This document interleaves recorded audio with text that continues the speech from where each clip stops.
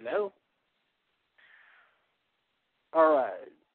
Today on Ripple, I am I can't even say that right. Today on Ripple, this is Ray Carney and Reverend T. Gabriel Williams. We are your hosts, and today we will be interviewing Kevin Booth, an American film and video director, producer, and musician, and we will be speaking to him today on his current release, American Drug War. We'll be discussing a lot of tones and a lot of things that coincide with that release. And without further ado, I give you Jesus. I guess not answering, but I thought I might try, They say he's always there. Kind of like Freddie.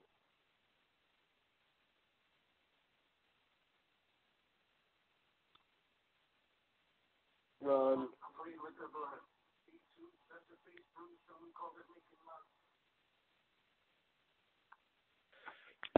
Okay. Everyone else should be calling in now.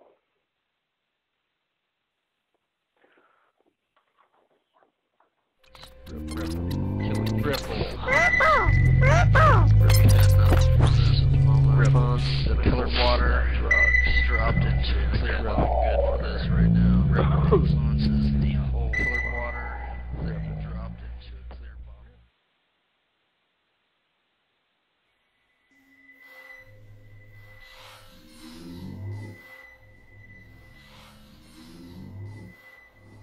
Okay. Hi. Hello. Hello? Hello. Is this Kevin? Yes. How's it going? Good. How's it going? Pretty good. I guess you're ready to be interviewed. Okay, so how long is the interview? We've got quite a few questions here for it. It's whatever you can allow time for. Okay, so and we're taping this, or it's live? No, it's being taped actually, and we will edit it down and run it on our websites actually. Right. Okay. And this is Ray? Yeah, this is Ray. Hey, Ray. And where are you? Where are you guys? I'm in, and I have my other host Gabe is on with us too. I'm actually in Kansas, and where are you at, Gabe? I'm up here in Seattle. Seattle, okay. Yeah, we're kind of networked all over the place. I see. Yeah, our friend who does the editing lives out in New York, so. Excellent. So I got all right. Well, cool. Well, excellent. Yeah, Ray just has to do the pitch here, and then we'll get it started. Okay. Yeah, actually, I already cut an intro for all of this, so we're good on that. We can get right into the nuts and bolts of this. Okay. Well, I will start out. So obviously, your film was very well thought out. When did you start putting together the concepts for this, Kevin? Well, the concept kind of just grew as it went along. I mean, the film that I ended up with was nothing like the film that I started off making. The entire time I was making the film, I had no intention on putting my own story in the film. That was just something that came later in the editing process, and it was really the only glue that could hold the whole thing together. And the first edits of the film actually didn't even have any narration.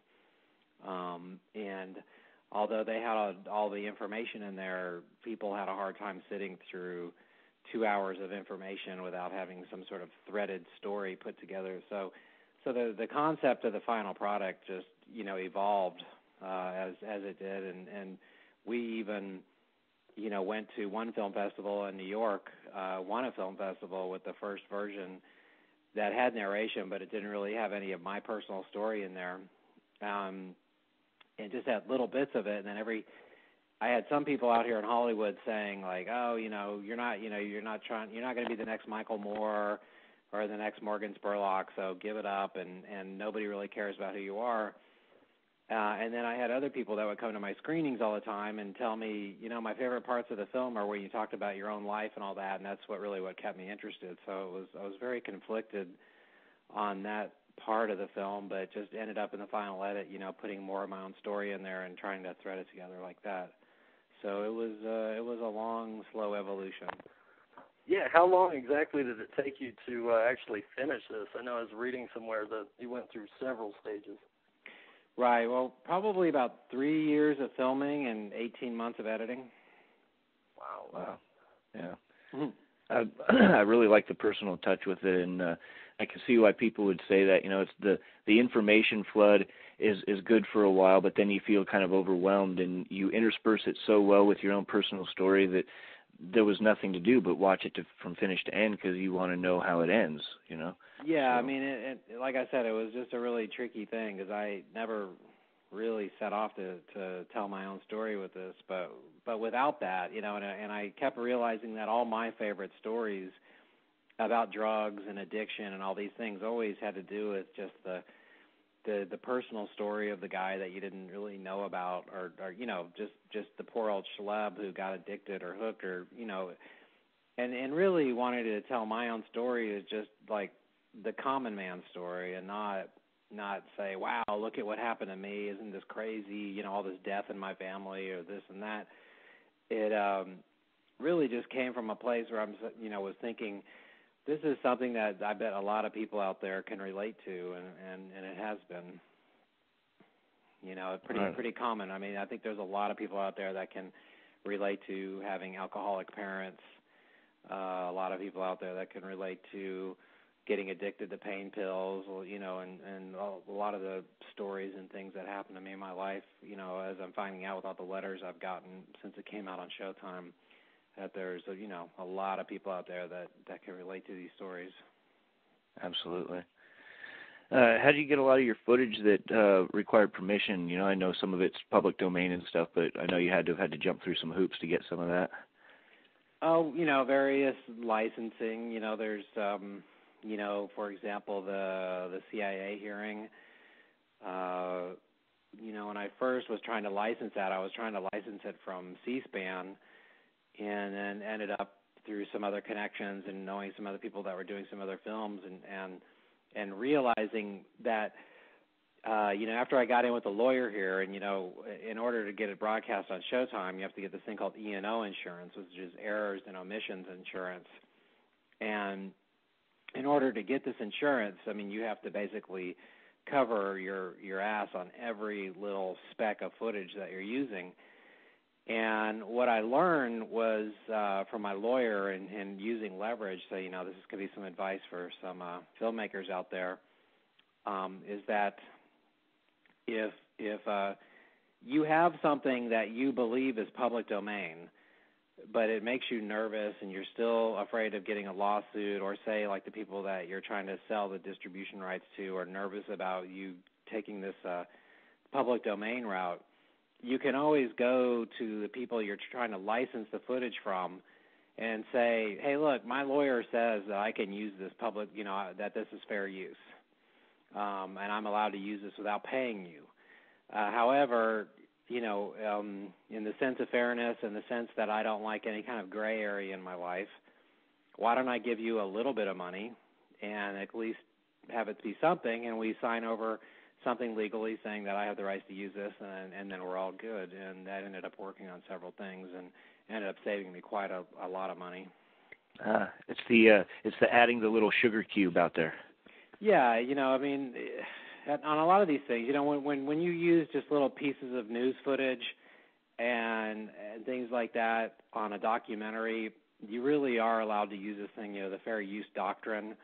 But there is a lot of gray area to it. So, my advice to filmmakers is that, go to the people you're trying to license it from and just say, look, I don't have to pay you if I don't want to, but I'm willing to. Nice. Yeah. You got to sit with a lot of people like T. Rogers, the drug czar, stuff like with them. I don't know, what was that like? You're going from kind of one spectrum to the other in the film with it.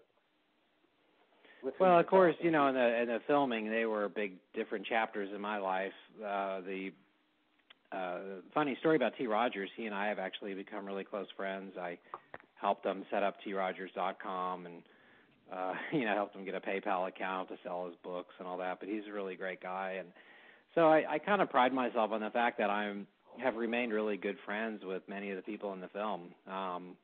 Ricky Ross and I speak probably several times a week. We've got some business ventures, going for when he gets out of jail. I help him out all the time. And, obviously I'm not friends with Sheriff Joe or Barry McCaffrey. Yeah. But that's cool. I don't really want to be friends with them anyway.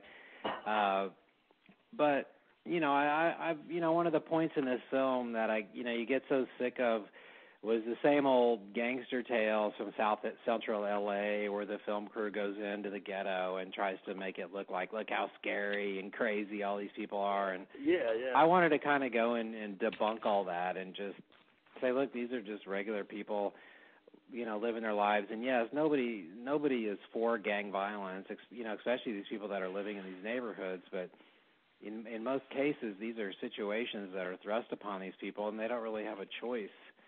If you grow up in a Bloods neighborhood, you have to be a Blood, and so on. And I just kind of set out to try to bring down some of the big, ridiculous stereotypes that the drug war has been so successful in propagating.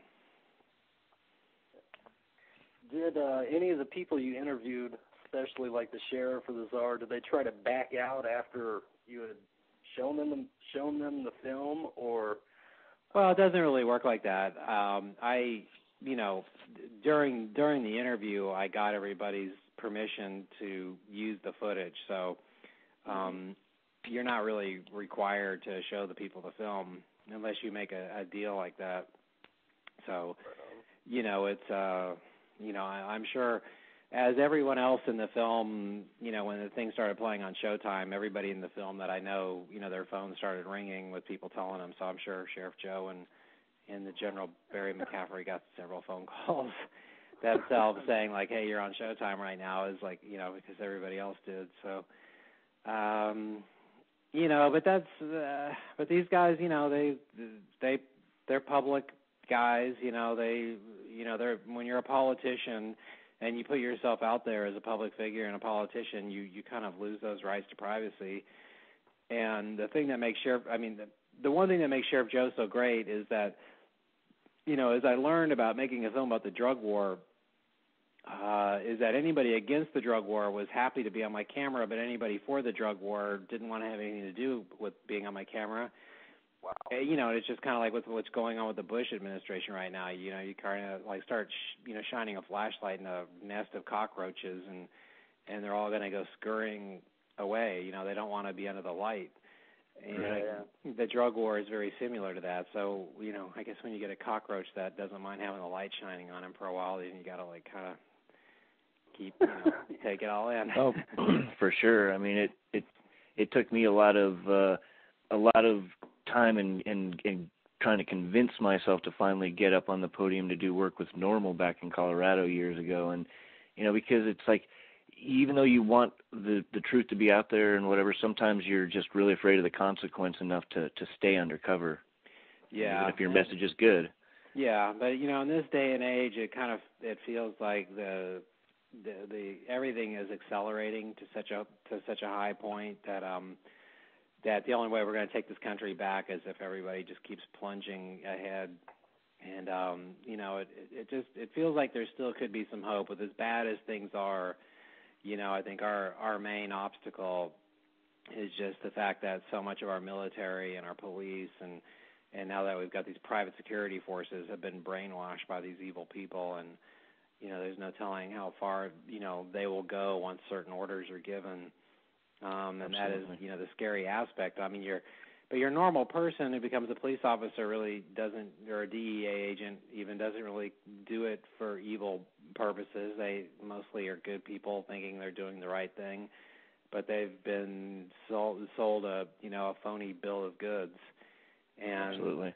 and it's up to us to try to just wake these people up, not to sit there and say, oh, you're evil or bad or anything like that, but just to say, look, there's other ways that we can go about this, and just like you, we don't want to live in a world filled with crazy drug addicts. We don't want that either. But what we're doing now doesn't work either. And it's making things worse, obviously, but raising the crime rate, making certain drugs cheaper while making other drugs less, more expensive.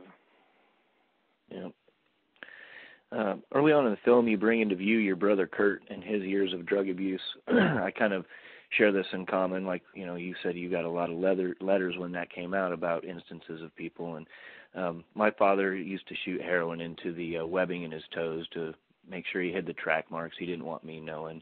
My mom and I had a pretty open relationship, and she did recreational use drugs for most of her adult life. And towards the end, she finally lost out to a race with pharmaceutical drugs that her doctor kept prescribing to her that were fighting against her, constantly.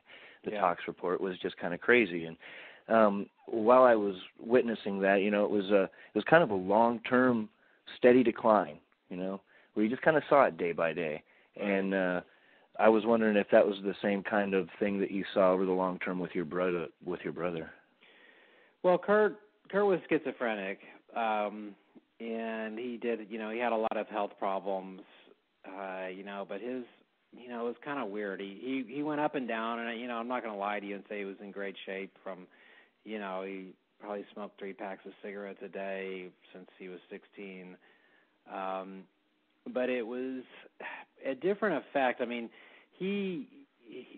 unlike opiates, he was taking all these drugs like Halidol and Prolixin, and he had, probably lithium and just the list goes on and on with all the terrible drugs that he took over the years for antipsychotic type medication, and just the build-up, just the incredible amount of drugs that he put through his system on a constant basis ended up just starting to give him these seizures, like they call them grand mal seizures.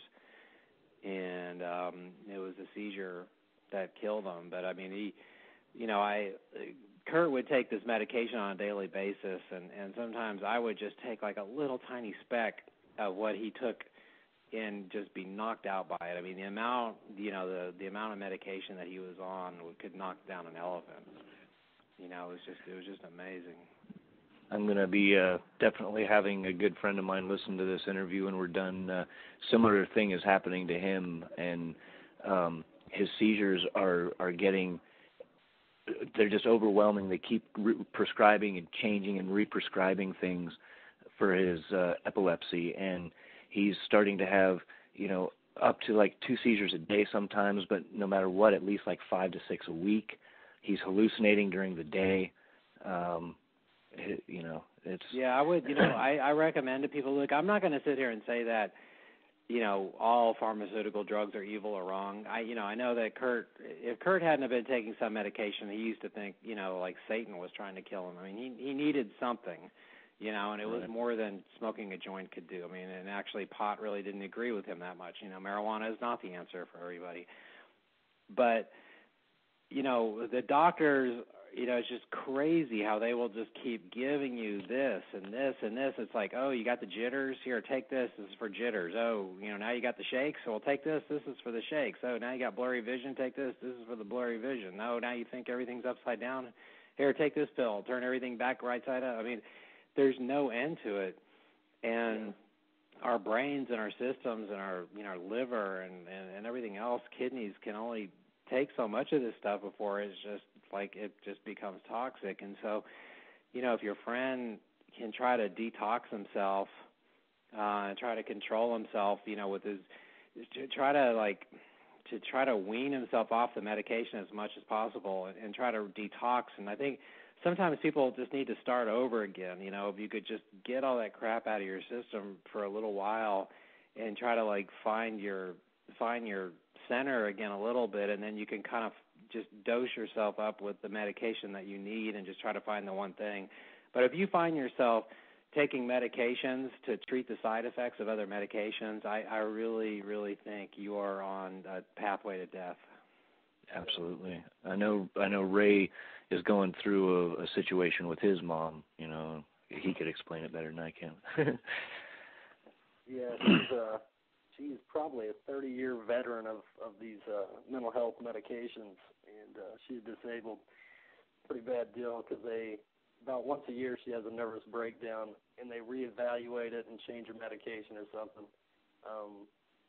But none of us have power of attorney to actually look deeper into the situation. It's kind of pretty bizarre.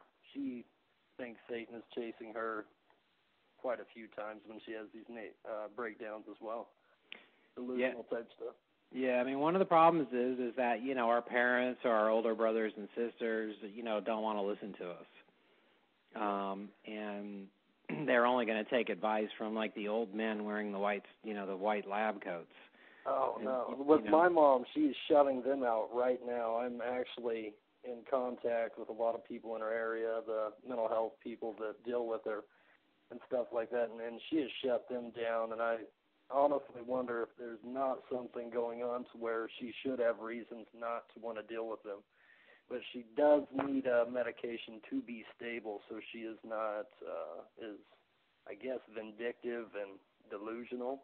Yeah.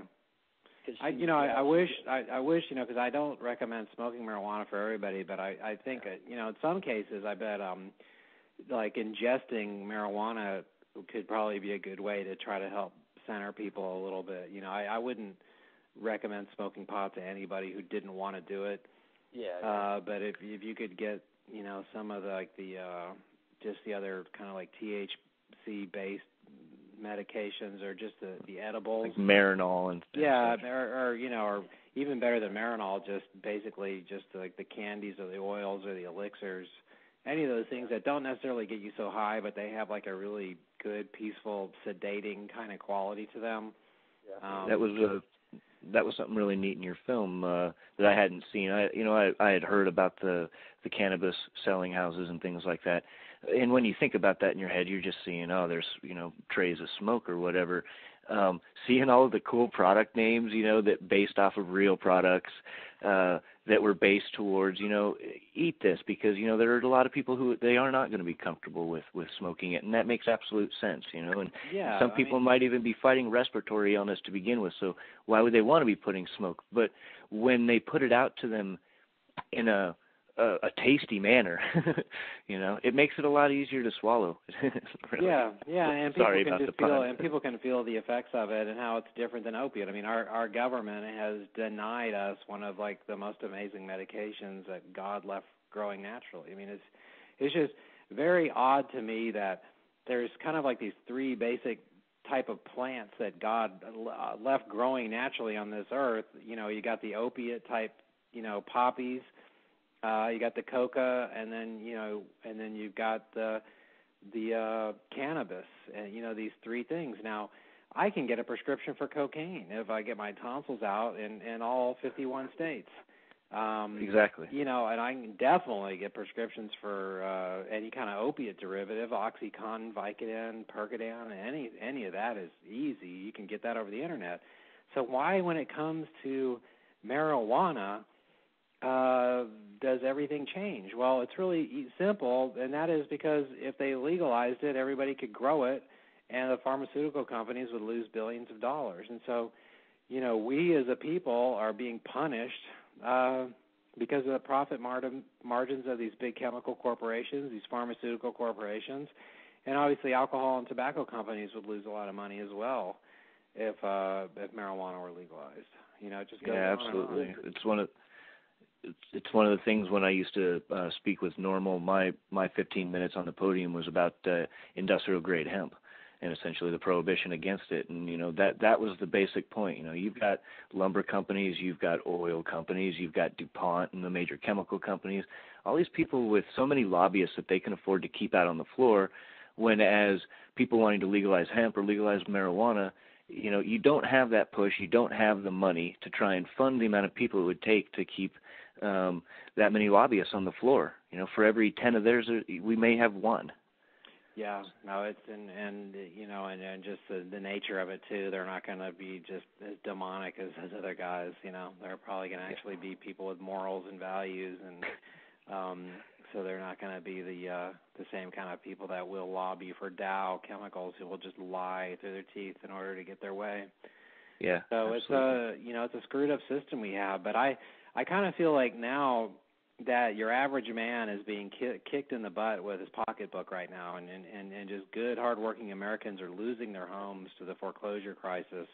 Yeah. And, we're waking up to the idea that this war in Iraq has cost us over $3 trillion now. Well, Americans need to be reminded that the drug war, just in taxes alone, has now cost us over $1 trillion, and well over $3 trillion when you add together just all the other losses involved with with the arrests and the prisons and the court systems and seizures, and just when you start combining all of the factors of the drug war that are just siphoning wealth out of good people, and of course criminals belong in jail. But, the drug war and our government has done this incredible job of trying to skew the line between what criminal behavior is and, drug use, what a good drug is and what a bad drug is. They've skewed the line so well that, your average person can't really tell the difference anymore, and they've bought it all hook, line, and sinker. But now that we find ourselves at this crossroads in our American evolution, and we are at a crossroads. I mean, this is it. I mean, I think this is the moment maybe we were all brought here to see how we get through this and whether America is going to survive or not. We are not going to survive if we keep up these phony wars, and we allow these chemical companies to prohibit us from using plants and the biomass and all these other things that were left growing here for our use. I mean, it's just going to come down to simple economics. Now they legalized marijuana. They legalized alcohol. At the end of Prohibition, if you study why did they end up legalizing alcohol, well, it wasn't because it was good for glaucoma or it helped cancer patients or any of that. It just made economic sense, and the government realized it could make more money legalizing it than keeping it illegal. And, we're going to have to turn the government around and convince them that it could be more profitable to pull back on this prohibition and to change it. Hell yeah. I was noticing in your film the almost advertising of crack by these news sources. And I don't know. Do you think they realized what they were actually doing when they were running these stories? It was like they were essentially advertising it like it was Coca-Cola, or. Well, I think the media is still doing it today. Even when you look at the mortgage crisis, every time I turn on the TV, mortgage crisis. You know what I mean? And so, what do you think is driving the mortgage crisis? What do you think is driving the housing crisis? Well, I'll tell you what's driving it: the fact that the media is telling everybody that we're having it. Yeah, and it's the same with the crystal meth epidemic. I'm not saying now. When I say this sometimes at a lecture, people will come up to me and they'll say "Oh, so you're saying that crystal meth isn't terrible?" Well, I've seen it destroy lives. Okay, that's not the point. That's not the point I'm making. Yeah, I agree. The point is that the government is out there going, crystal meth, it's an epidemic, it's sweeping across the country, it's this and that, and then they tell you things like it's, the effects are 1,200 times more euphoric than crack cocaine. It's I hear that and I'm like, that sounds pretty good. Yeah. I never ever wanted to do. I never once in my life ever wanted to try crystal meth, but you're telling me that it's 1,200 times. 1,200 times. Wow. Maybe I'll try it once. I don't know. That sounds pretty fucking good. I know I don't want my teeth to get all screwed up, and I don't want to go crazy and start pulling my hair out and scratching my skin off. But 1,200 times, and it lasts for 20 hours and so. It's like all this that they do promotes it.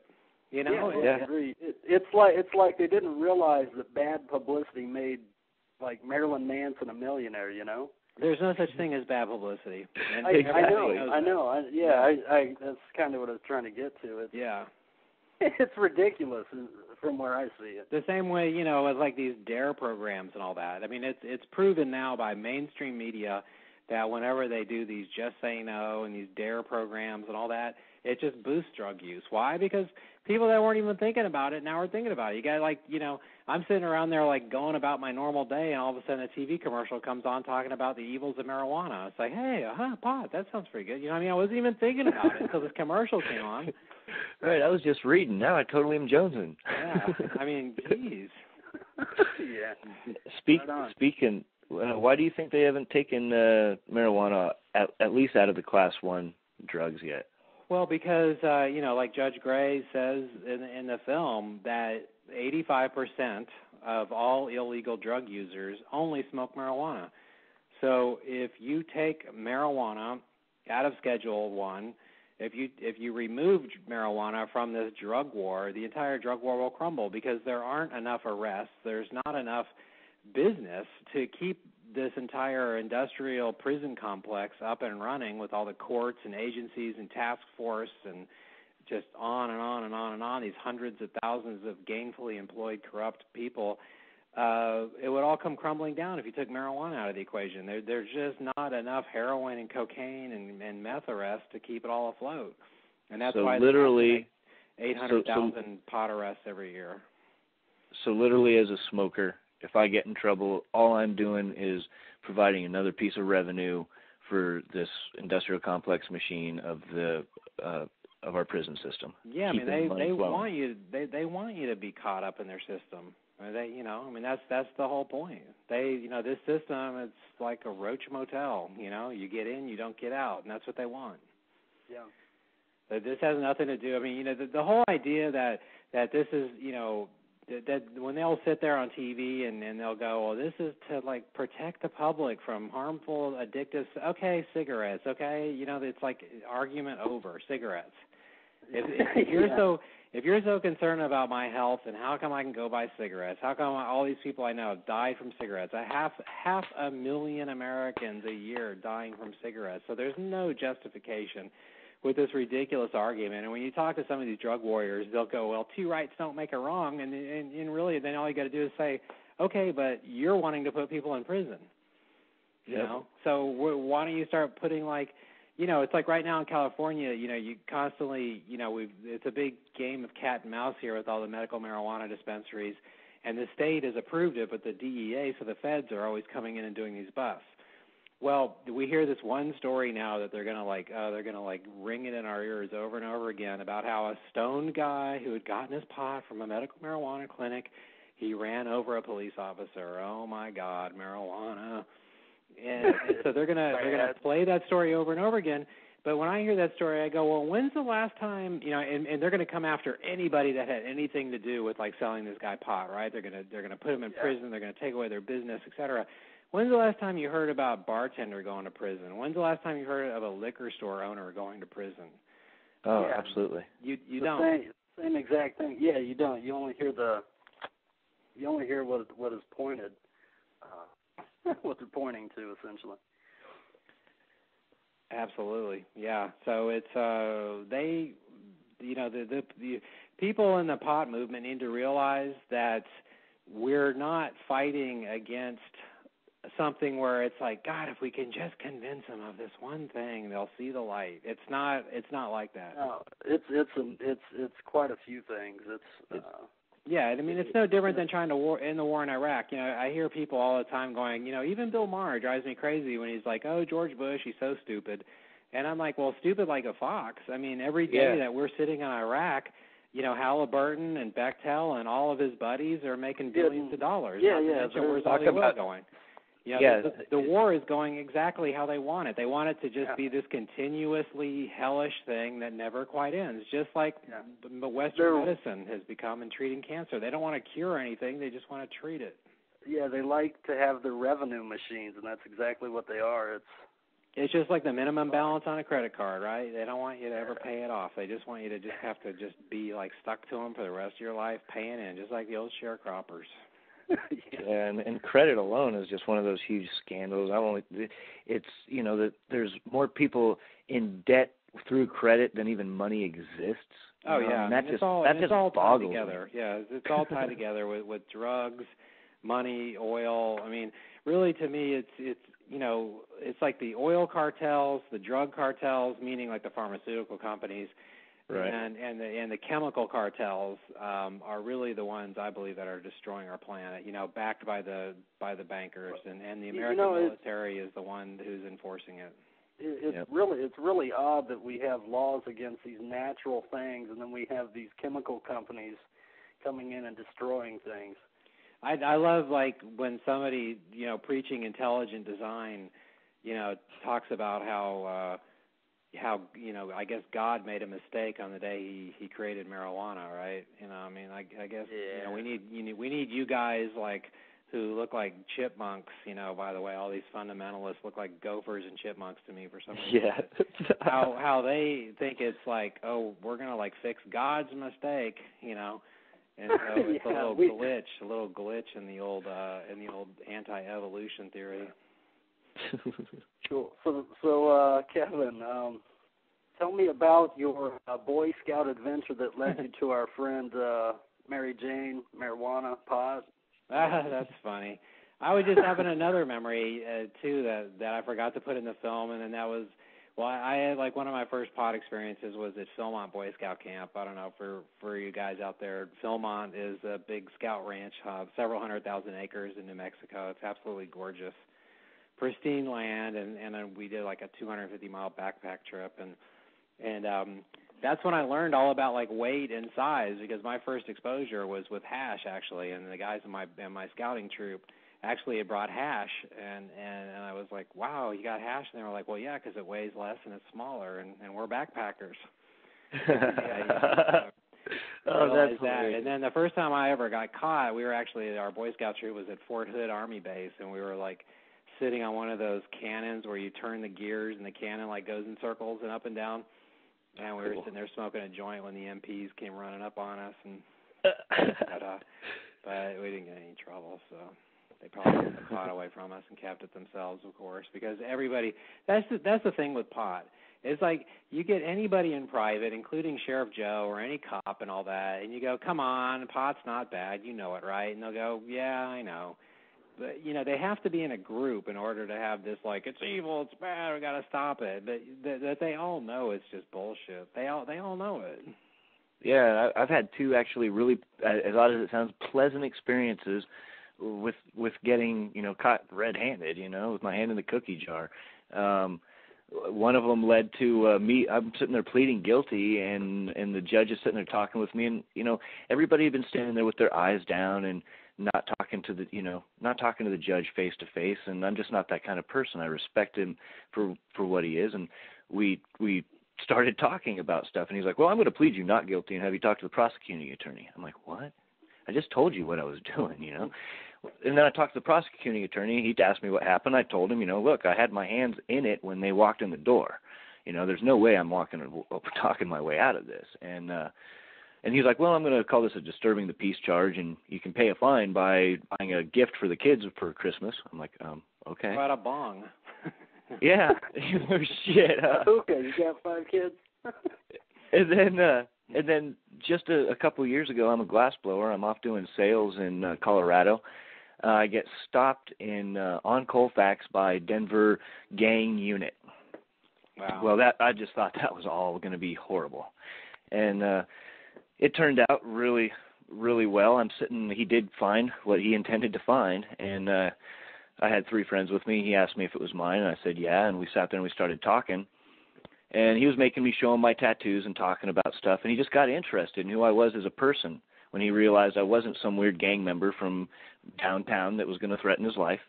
And we talked for about 15 minutes, and he's like, if you let me hold on to this, I'm not going to write you a ticket. I was like, and then he pulled out his ticket book. He's like, but I can write one if you want. And I was like, no. I almost made a joke with him, like, well, if I get the ticket, can I have it back? But I decided not to go that far. And yeah, that's cool. Yeah, which, because, and that just goes to show, I don't want to live in a world where I'm afraid of the police. And we used to not. As from what I've heard, back in the 50s and even the early 60s, when people would run into the policeman on the street, it was a welcome sight, like, hey, officer so-and-so, glad you're here to protect my safety.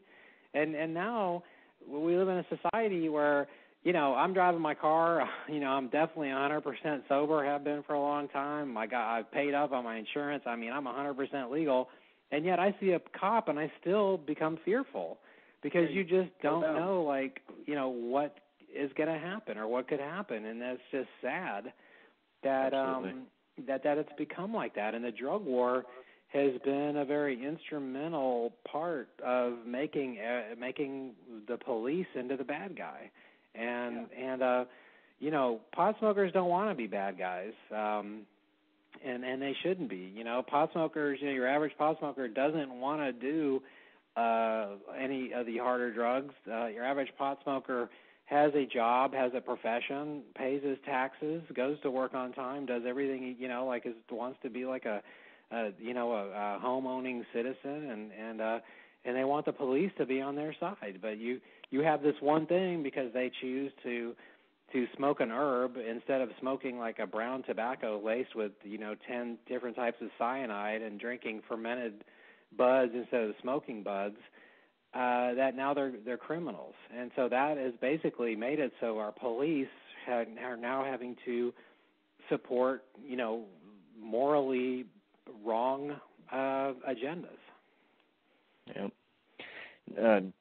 Speaking about that, do you think as a nation we'll see decriminalization of marijuana in our lifetime, or is it just at this point kind of a far-fetched notion just because of how much money? Yeah. This is an interesting time right now. I would say with what's going on right now could be like the first time that we might see some real movement.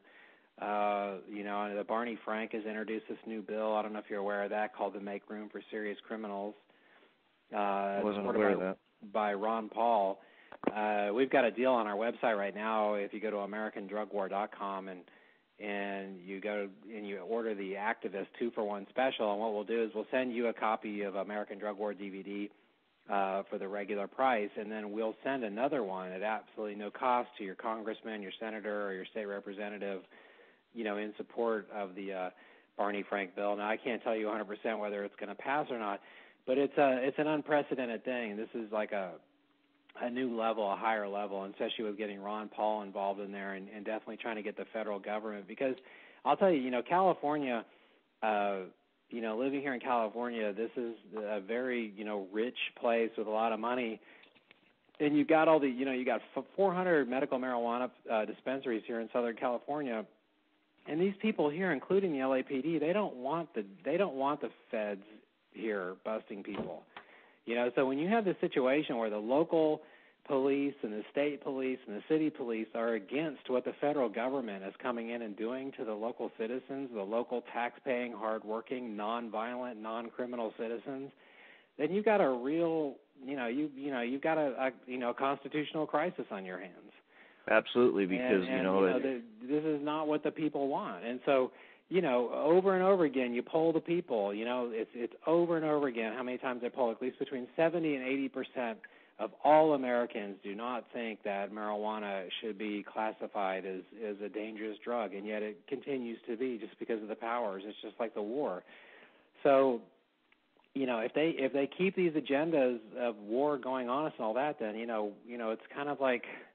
It's just going to be a big tipping place where America does just fall into like complete chaos, and we become like this third world police state, which is quickly happening right now. But I wish Obama had a little bit of a stronger stance on it. Obama obviously seems like the best out of the three, but he still hasn't put out really strong signals that he's going to like try to end things. He says he'll review the laws over medical marijuana. So, I do believe that the first step is legalizing medical marijuana, although that's kind of just, No, everything has to take, baby steps. It's how it's going to have to happen. We can't expect change overnight, and that's what I tried to tell people then, and I still try and preach it now.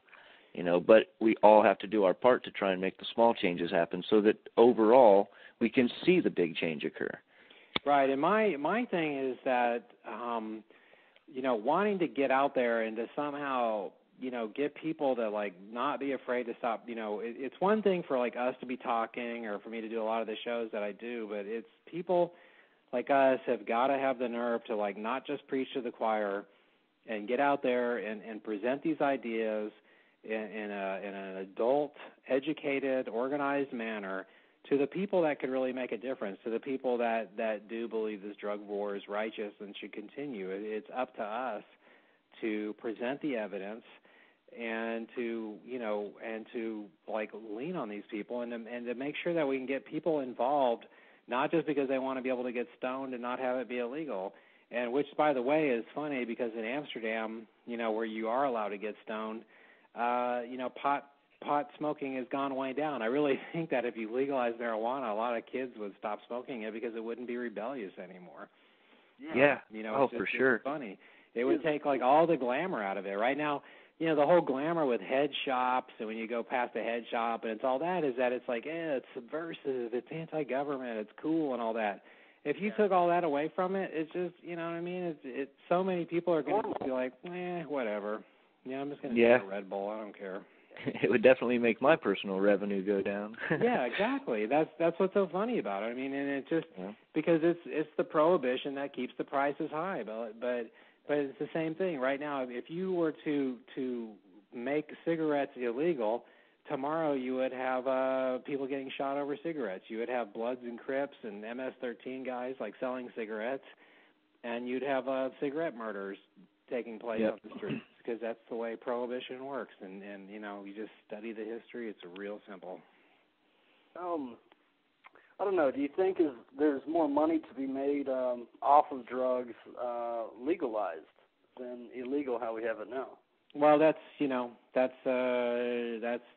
big $1 million question, isn't it? For sure. I mean, you hit it on the head with that. And I think the government has discovered which drugs are better to keep illegal, and that's basically the ones that they can't control. If they try to decriminalize it, and those are the ones that people can kind of make and create on their own. So it's just really a matter of, this is one of these situations of the people, the country trying to take their government back, because this is a corporate agenda being thrust on us through our politicians. And it's, the corporations are using our government to basically, screw us out of just a God-given constitutional right.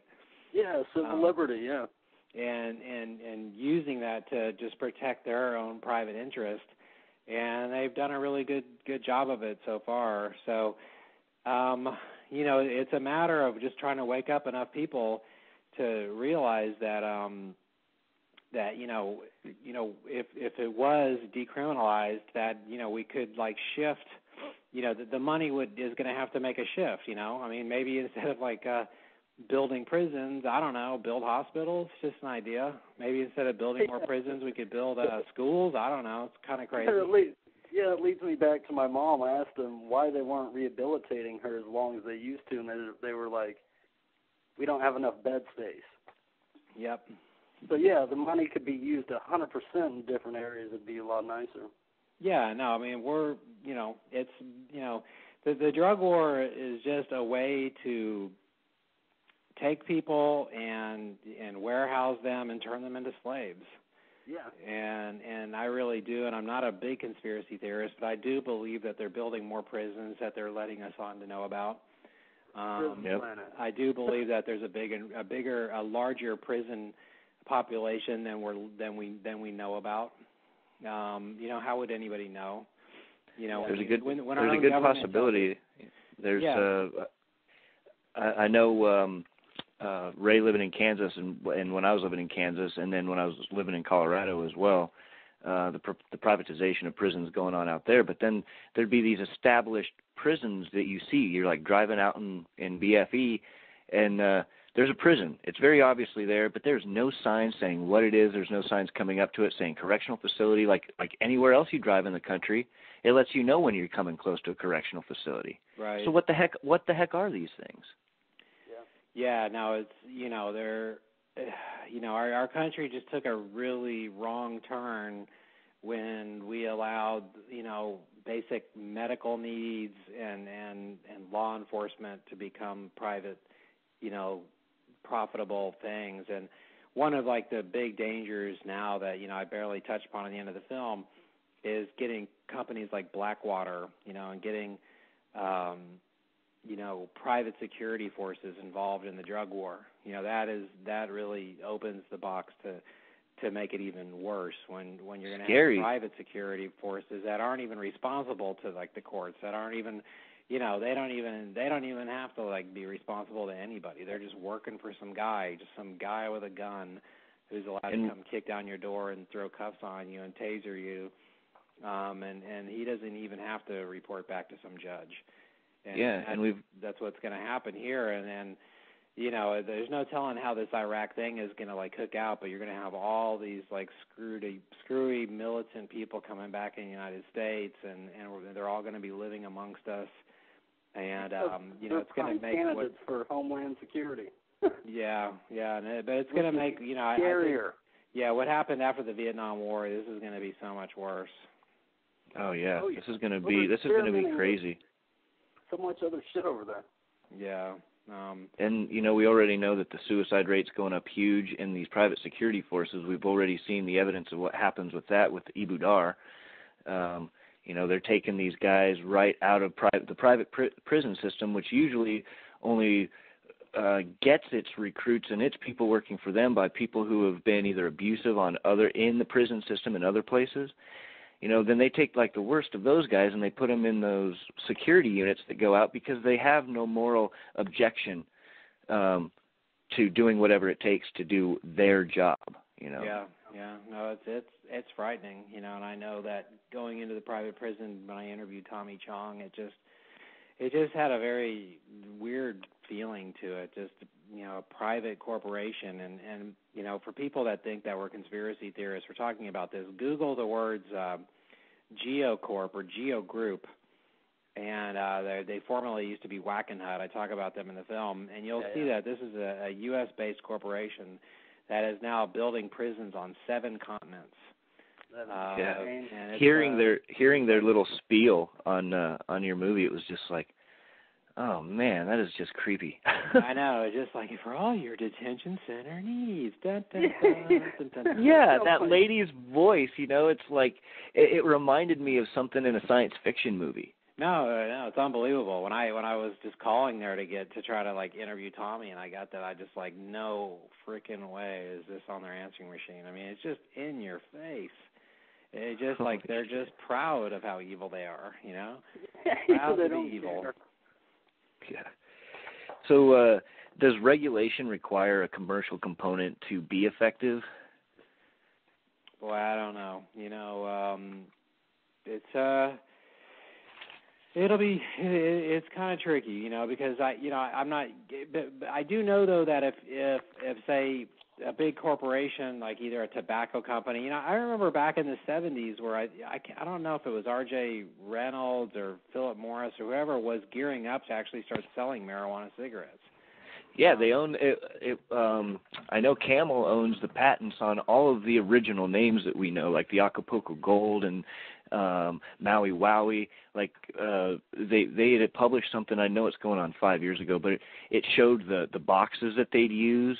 The canvas bags, the way you get coffee beans, and with Camel, with those Acapulco Gold words written across the, you would be able to hang these things in your house because that's what it had come to them, to the company. And right, but I do know though that the government is so worried about, well, if they legalize marijuana, everybody can grow it. Well, it's expensive, and even if it was legalized, growing it, I know the price is going to go way, way, way down, but if you have big corporations that can sell it cheaper than your average guy can grow it, which will probably be the case because, I can't grow, I would rather go to the grocery store and buy my tomatoes than have to grow it myself. I don't have time to grow tomatoes. I don't want to grow tomatoes. Sounds like, that's what I was about to say. Tomatoes every day. I got to have my tomatoes every week. Yeah, us here in America are all pretty lazy. Yeah, exactly. Yeah. So, I'll pay for it. I'll pay the taxes on it. Just whatever it takes. Now, I know other people will still be able to grow it, but, if you have like a big mainstream thing that's in place and it's reliable and it's good, and that's another, another huge myth that the DEA is really pumping right now, that trying to keep this whole movement down, is by saying the marijuana of today is so much more dangerous and so much more powerful than it used to be back in the 70s. And what's funny about that is, when they show the commercials about, your friend who still is sleeping on his parents' couch because he smoked pot and he turned into like a big couch potato, that's true only for my friends who smoke like the really crummy Mexican dirtweed. And all my friends out here that smoke the brain fuel, they're lawyers, they're producers, they're writers, and they live in $1 million houses and they drive $300,000 cars. You know what I mean? Your argument doesn't work anymore, and these guys smoke tons of pot. Maybe exactly. I mean, it's like pot commercials. I know people will do it. I'm no millionaire, but I'm doing it as we speak, and I'm the owner of my own company, so screw what they think. Yeah, no, it's crazy. So, but that's just it, though. Their system, they wants you to smoke the really crappy stuff, so then you do feel bad and you got a big headache and you feel stupid and then you're dumbed down, and it's but that's just another part of their whole myth. Another big DEA myth right now that they try to push, and that's why the current drug czar, John Walters is his name. He's a real piece of work. He has this spiel about how right now the statistics prove that marijuana is the most destructive drug out there. Just look at the statistics of all the children having to go to rehab and so forth. Well, first of all, I know from myself that marijuana is not physically addicting. Now, I know people that smoke it every day, all the time, and all that. I think it's more psychologically addicting.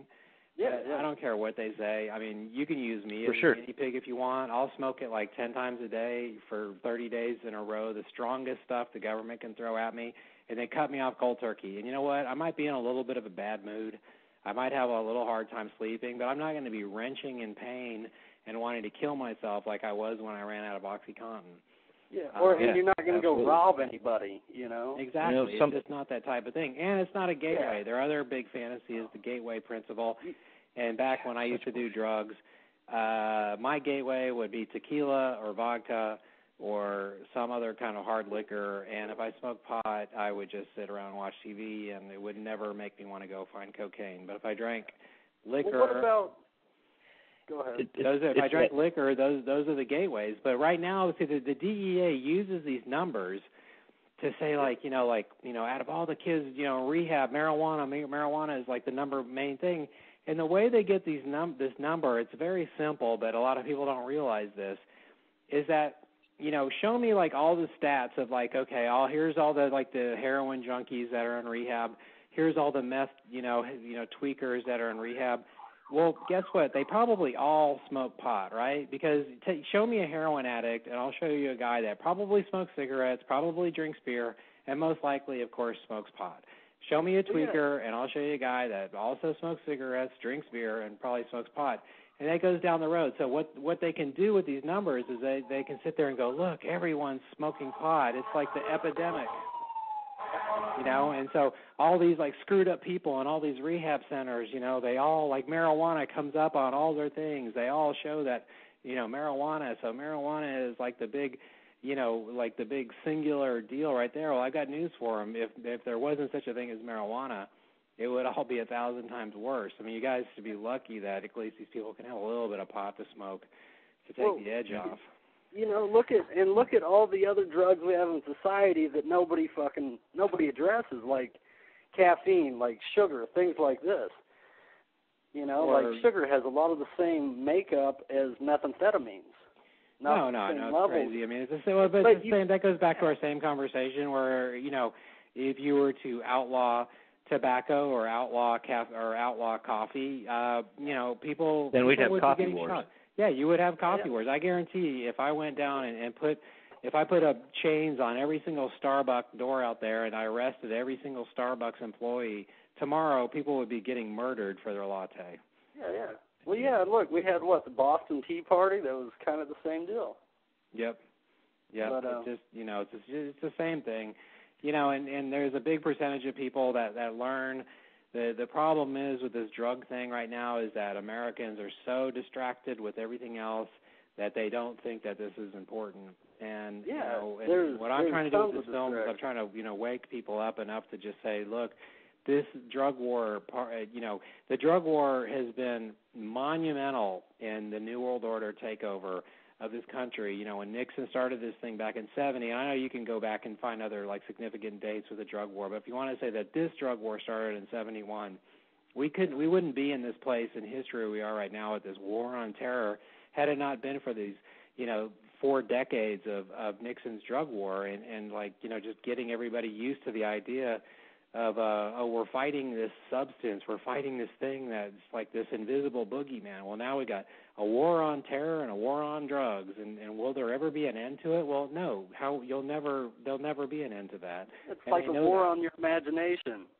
Yeah, exactly. There's never going to be an end to it, and they don't want to. And meanwhile, Bush gets up there and talks about we got to have all this new military stuff to fight the threats of the future. It's like, what threats of the future? That the only threat to the future is us. There is no more threat. There hasn't been a threat to our future for a long, long time. I think it's like when we went to war in Iraq, where we went to war at. The first thing I saw on the news was Michael Jackson holding a baby out of the window. Yep. Misdirection tactics. It's ridiculous. Yeah, they love it. They love their Britney Spears. Oh, yeah. They love their Britney. I was watching Fox News yesterday, and when I'm bouncing around, and the Scott McClellan story is on MSNBC, and even CNN is running, and then you bounce over to Fox News, and they're talking about a shark attack or something like that. Oh yeah, leave it to Fox. Yeah, love it.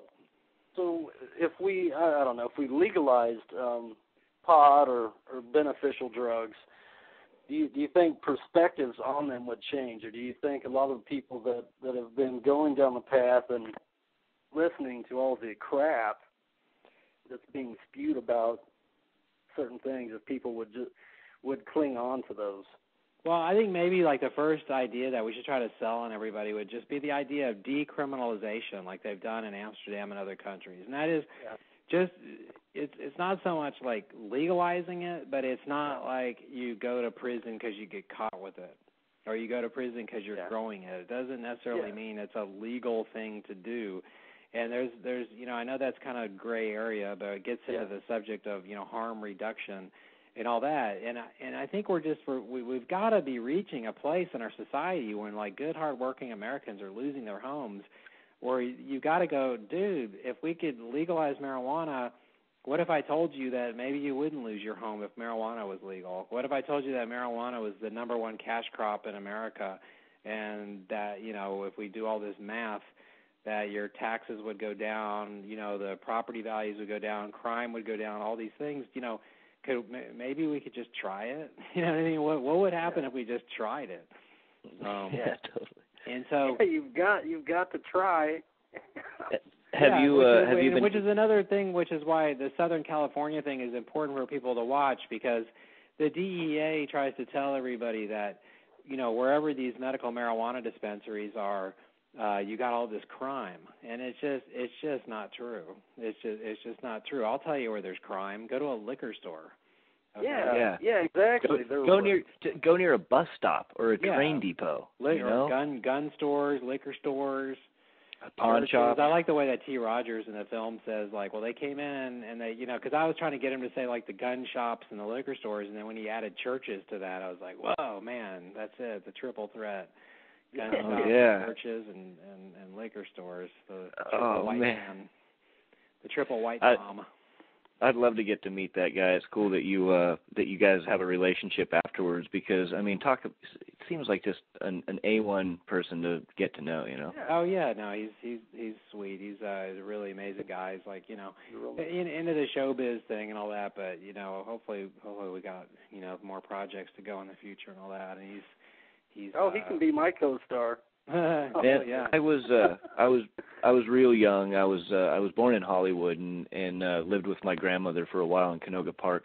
And my only introduction to anything like the Bloods or Crips, because fairly shortly into my youth I moved to Colorado. I had a really close friend of mine who was the same age as me, and I'd be down hanging out at his house, and his sister was dating a blood. And those guys were so nice to me, man. I was like the only little white kid in the neighborhood. And they'd come in and they'd rifle my hair. Hey, how you doing, Gabe? You know, it was just, I never understood it. And when I went back to Colorado, there were all these stories, these Crips and Blood stories and movies coming out. And my only, you know, and I knew that stuff was going on, you know. You don't know to what extent because you can never trust the media, but you know there's shit going on. You know people are dying, but that's just not what I had learned about it in my short amount of time dealing with it as just a kid. Yeah, well, it's just the way that they've demonized it, just like anything else. I mean, certainly, you know, gang killings are terrible, and people, you know, I feel that I don't feel so sorry for, like, maybe say the gang members that get killed, but I feel sorry because here in L.A. almost every night in the news you hear about somebody getting killed, you know, they just happen to be at the wrong place at the wrong time, and that is tragic. But you know, But it's just no different than anything else. I mean, it's, you know, they're just policing their own lives and their own worlds the only way they can. And you know, we're definitely not taking care of them and their society, so they're just doing the only thing they can. And there's a reason that there's gangs, and that's because society has failed them. Yeah, essentially, it's like, you know, it's reverted back to Old West justice. You know? Yeah, I mean, you know, when things get bad, you know, you gotta like have a tribe. I mean, if you know, it's like if you can't walk out of your house without being attacked or something bad happening to you, then you're gonna have to band together with your neighbors. You know, your neighbors are gonna have to get together, and you're gonna have to like start watching your neighborhood and all that. And so a gang is born. You know, it's no different than tribes. It's no different than the little village or the town or any of those things. It's just, you know, what makes it kind of sad and is what's distorted it too is just then, you know, the whole white man credit thing and all that, and like selling all of them on, you guys got to have the expensive cars and the jewelry, and it's all about the bling and just how distorted and corrupt that's gotten. But it even seems like that's kind of changing a little bit finally. Yeah, it almost seems like they're feeling like they're being sold too much and are going back to their roots. Yeah, I mean the whole thing about like, you know, the whole P. Diddy thing of like being like a walking logo for all these corporations and all that. I think a lot of people are finally starting to wake up to that. It's not that cool, you know. Yeah, for sure. So, why aren't the ideologies behind the drug laws more relevant to how our society actually seems to perceive illegal drugs?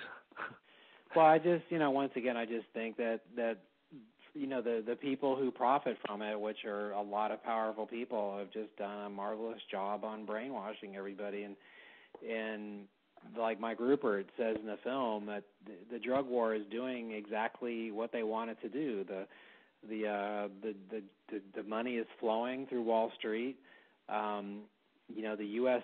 economy would basically collapse even worse if you took all the drugs out of it, and so everyone's looking the other way. And so, you know, right now, a lot of people, you know, if you ended the drug war, you know, people's like 401ks might dry up and blow away. And so, you know, just like we've destroyed our Social Security system and all these other things just so people can have like better futures now, the drug war is just another one of like these terrible karmic debts that's going to have to be paid here pretty soon. And the longer and the worse it gets, like the bigger and the more horrible the debt is going to come to get paid, you know, just like this mortgage crisis is finally like the karmic debt coming down the road for all these crappy, you know, bullshit loans that these guys were making. And so, you know, it's just a matter of like how much can society endure before it just finally breaks. Well, it feels like we're getting pretty close to some sort of snap, you know? Yeah, it's been feeling like that for a while. Yeah. Are privatized prisons bringing back slavery? Well, I don't think slavery ever left us. I think, you know, like, you know, after they ended slavery, then they had sharecropping, which was really slavery, and debt, and so I think private prisons are just another form of slavery. But I don't think slavery ever stopped, you know, being alive and well in America. Yeah, it just kind of moved into a different thing. Yeah, I mean, whatever. It's just all about public perceptions. Yeah. You know, it's like what will the public buy? What will the public like put up with. It's like what are we like willing to watch on TV and hear and all that, and still be able to just like go on with our days and just kind of go, oh well, at least it's not me. Yeah. And that's the thing about the drug war too. Yeah, and the other thing that keeps the drug war going so well is that it just has that whole thing about people are willing to just watch other people's lives get totally destroyed and still have that like, well, at least it didn't happen to me type of thing. Yeah. And I think that's part of the problem. But that's another thing that, Americans are going to have to step up to the plate here, and we're going to have to realize that, I think every generation has their war, really a real war, not like a phony war, but like a real war. And our country, starting in 1913, really with the founding of the Federal Reserve, our country really was taken over by a foreign banking interest, and we have been fighting like a huge psyop for a long time, and people are finally just kind of waking up and just, waking up inside of this matrix and going like, oh my God, these people are really doing this to us. They're really doing it. Yeah. And it's just becoming like more and more obvious now, to the point where the people that are doing it to us are just willing to like look us in the face and go, so what? What can you do? That's been the one that's getting me the most, is the blatant. I mean, it's like they hide some things, but the extreme apathetic, like we just don't care. Yeah, you caught us, and so what? Right, and what makes it so sad though is that you got all these like poor policemen that don't make any much more money than a school teacher, that are willing to be the minions for these evil people, and all these like lower class, lower middle class income people that are willing to like screw their fellow man to get their monthly paycheck. And that's really, without that, they wouldn't be able to keep this whole thing afloat. But that's kind of what makes it scary. What makes it scary is, like who, when the shit hits the fan, are all these people with badges and guns going to do what's right, or are they going to just do what they're told? Yeah, it's kind of like what happened in Nazi Germany. Yeah, it's horrible. It's like they are following orders. Yep, I've got pretty lucky. I've got two officers in the family. My grandfather has been a cop, straight out of the Navy, out of World War II. He's been a cop, and I have no idea whether he was a good cop or a bad cop, because I was too young. But my uncle has actually changed different police departments because of corruption within the police department that he could finally not contend with anymore. I was talking to him a couple years ago, and he got really in depth on what he had found and just things that he did not like about the feeling of what that police department was all about. And he literally he moved to a different city just so he could be part of a police force that he felt like he was out doing something good for the community, as opposed to upholding some political agenda for some local politician, whoever that happened to be at the time. Mm-hmm. Well, I mean, so it's like, go ahead. No, it's good knowing that there are people they think that way. They've got a good moral ground, and even if they're a cop, they're going to be able to have the backbone or stance. But a lot of them, it's exactly what you said. If you're having to bring home a paycheck and your 2 kids and your 3 kids and your wife depend on it, you're gonna do what you've got to do. And that's that's what makes this like a really scary situation, where it is Absolutely. Really like a real war. I mean, in any given war, when you look back through history, there was always like more unknown things that people had to contend with. It's real easy to look back on World War II and go, oh, well, the Nazis had this and they did this, or these people did this and did that. Back then, I mean, everybody was just living inside their little bubbles of knowledge and not really knowing what was going to happen or how it was all going to turn out. And that's kind of like the same way it is now. And so, it's really going to come down to people's overall moral compass, and the way this thing is going to hit the fan. But, I'd like to see, like guys like you in the future, it would be fun to do an interview like this where we had somebody in on the conversation who was actually pro-drug war. And yeah, because for sure. I wish that I could have more just open, honest, intellectual debates with people that think I'm full of shit. Because for sure. they don't want to, you know, and the problem is that they don't have to. You know, right now we have a situation where all of these people are allowed to just hide under their rocks, and you know, occasionally in the media they'll just go, oh yeah, there's like this fringe of society out there with this like crazy agenda of wanting to legalize drugs. Oh brother, that'll be the day. Well, we want our kids to do drugs. That's terrible. And something else that makes me wonder, and I don't think I've actually thought about it from this perspective before, but you've got a group of people, and religious people definitely have to know this about themselves at least a little bit, that they follow easily, and that they listen to the word of whatever the news or whatever that is going on in front of them. So you know that they can have their minds changed because they do all the time just by what the media is telling them. One day they like a politician in church, and the next day the church is denying the politician because of an action, and they all do it together. So I guess the reason why we can't have those conversations with people is because we're going to try and convince them of our point, and we have a valid point, and they don't want to change their mind. Well, yeah, and right now the law is on their side. You know, right now with the law on their side, they don't feel like they have to like debate us. Yeah, they feel just in their belief. Yeah, well, it's just that. I mean, it's you know, how far is it going to go? I mean, here in Los Angeles, you know, I just got like a thing in the mail called producer tax, right? And like I get this thing going, oh, you haven't paid your last 3 years of producer tax. It's like, well, who do I complain to? Who do I talk to? There's nobody. And yet if I don't pay it, they're going to put a lien on my house. Now they come to the dog park and they're like, if you don't have a license on your dog, it's going to be $500 to me. It's just like one thing after another of just like government is just going to keep gouging us down until we're just like slaves. It doesn't even matter. Being a millionaire in this day and age doesn't even mean anything anymore. Being a millionaire in this day and age is about equal to like having $100,000 like 10 years ago. Isn't this what our forefathers fought to get away from? Yeah, no, absolutely. I could swear that was what it was about. But that's why, it needs to be the jobs of like the drug reformers, though, to bring this argument around and not have it be about like getting high.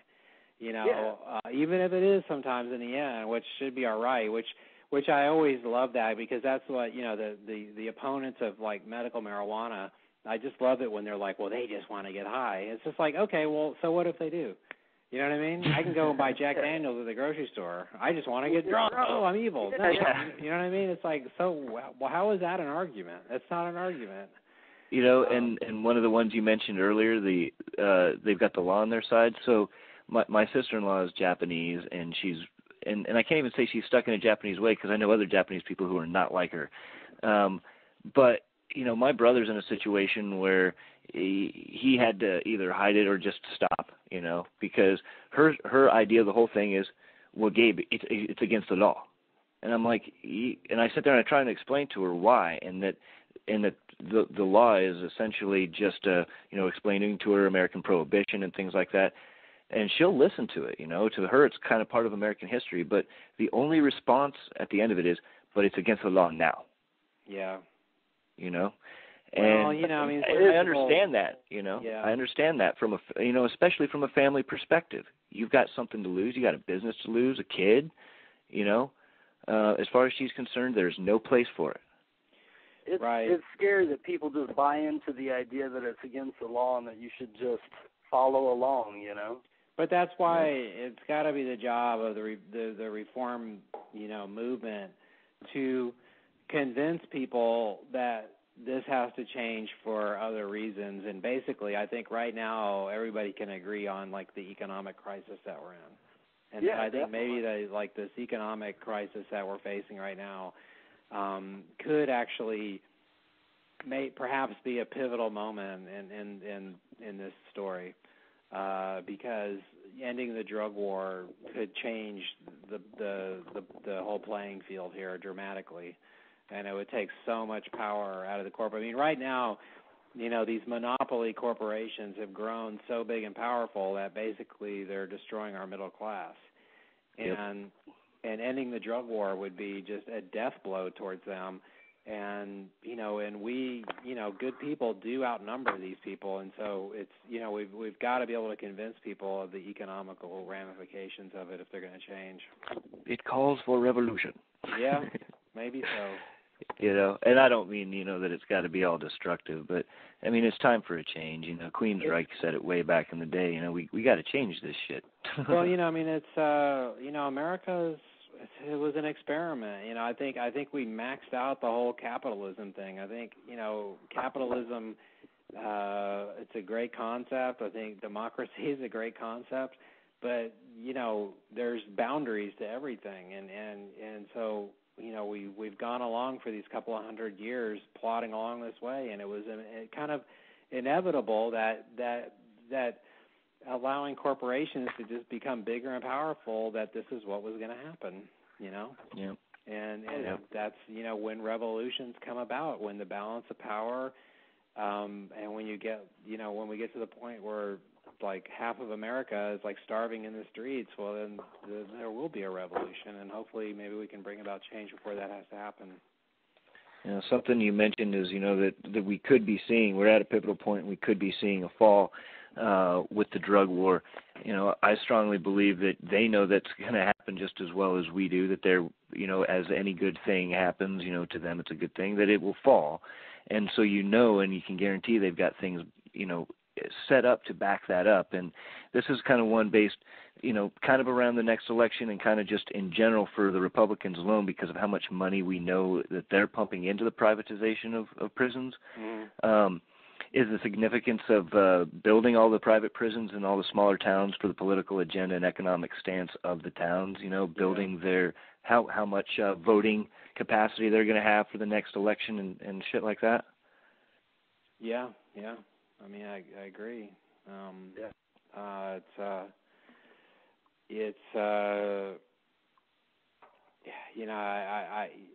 They're just going to keep pushing forward with it. I mean, I had a good point to make while you're saying that. It kind of slipped my mind, but it's, they're going to just keep going, basically. There's not going to be any end for them, but I think part of, like, besides the economical movement for us and change also needs to be that if you're going to, like, tell some guy, like, okay, you're going to lose your job as a prison guard, or you're going to tell some guy you're going to lose your job as the guy that flies around in a helicopter looking for pot fields, or you're going to lose this job, that there are other things, that we have to, if you're going to tell people that they can't make a living doing this anymore, then you've got to, like, give them something else.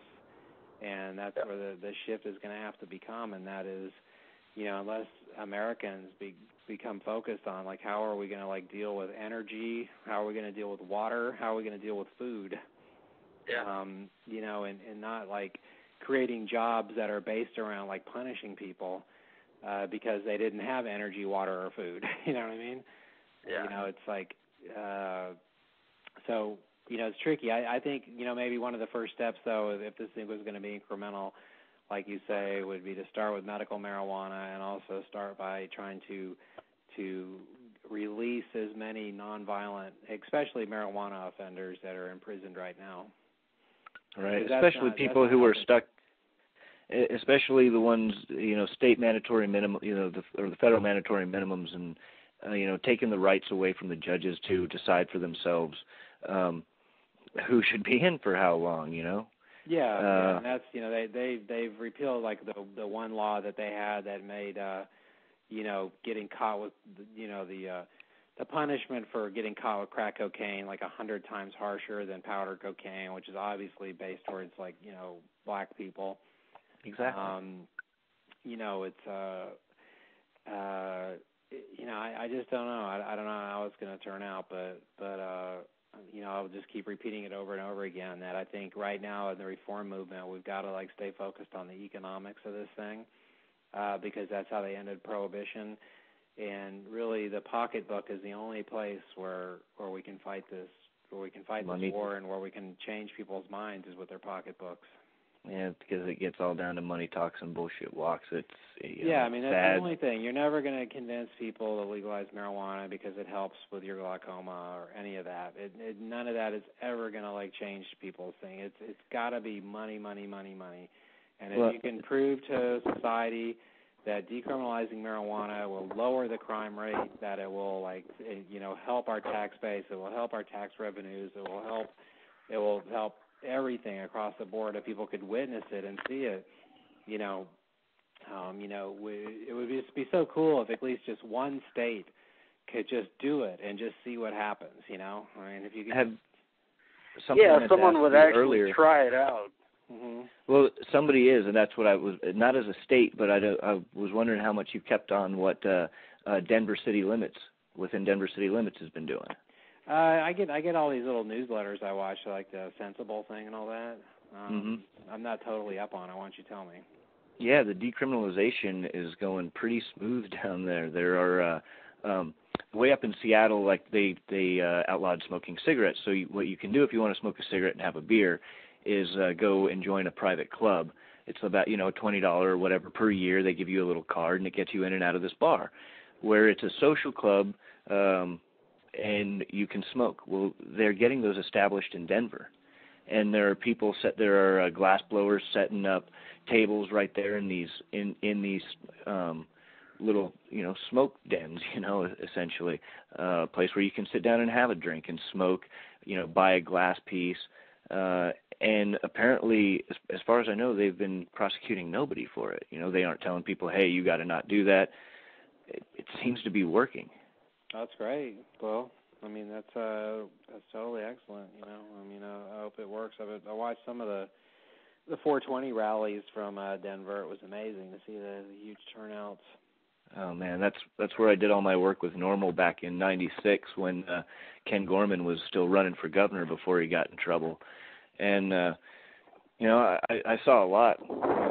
I saw a lot of good people putting forth the effort then. And when Ken got in trouble, it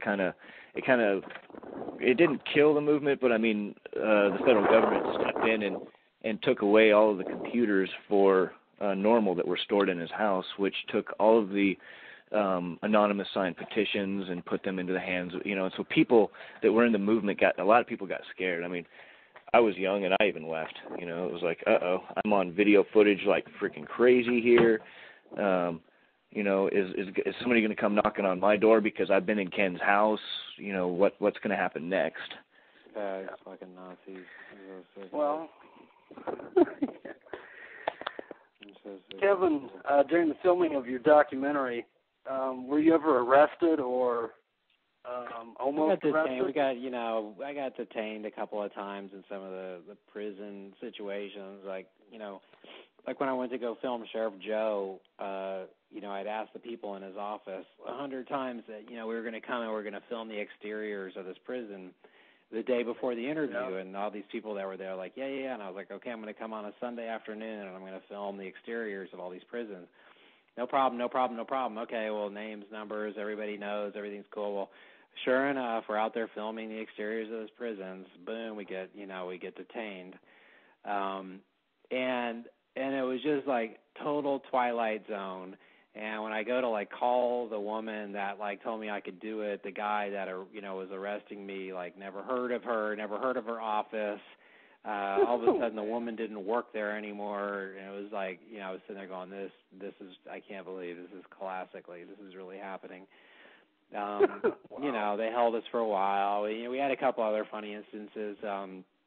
When we were leaving the prison after the Tommy Chong interview, one of my camera guys went running across the yard with a camera and to film these prison buses. Well, after after all the trouble we had gone through the Tommy Chong thing, and all these guards ran out there, they grabbed us.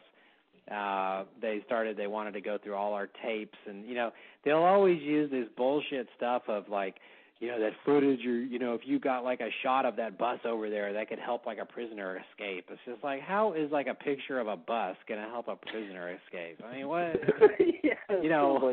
You guys are watching fucking movies or something. I mean, this is just ridiculous. They've bought into too many things. Yeah, it's just ridiculous. So a lot of moments like that. I've had. Let's see, another moment. We were at the Central Prison in downtown Los Angeles, the Twin Towers, and we were filming the exteriors of there when all of a sudden we got detained, and that was a big hassle, and barely got out of that one, and so just it's mostly things like that, like the biggest ordeals. Just usually always, never, of course, with the gangsters, right? Never, not one problem with with all the stuff with the gangsters. Always was really easy and fun and friendly and all that. It always had to do with our so-called the people that are supposed to be protecting us were always the ones that gave me a hard time. Yeah, the gangsters probably cooked you supper. Yeah, they did. Yeah, man. Yeah. So bizarre. These stereotypes cast out are insane. Yeah. Oh, yeah, that is for sure. Yep. No, you got a lot of different feedback. You were talking about the letters and stuff, and both positive and negative, I'm sure. Does anything stick out in your mind that you'd like to talk about, some letter that really caught your attention or anything? Oh, just, really mostly all negative. I have really, what's amazing is I really haven't gotten much negative. I mean, it's been pretty much all positive. You can actually go to AmericanDrugWar.com and click on the link that says testimonials and read, probably 100 letters that I got after the first Showtime screening. Awesome. What was amazing about it was how I got all these emails kept pouring in, and it was like reading the same email over and over again. That's what's crazy about, I'm getting emails from all over the country, even England, and, from places like Alaska and places, where people are stationed in ships off the coast and all that. And in much cases, it was like reading the same letter over and over and over again, which was just, basically tells you that, these people, a lot of people out there are kind of feeling and thinking the same way.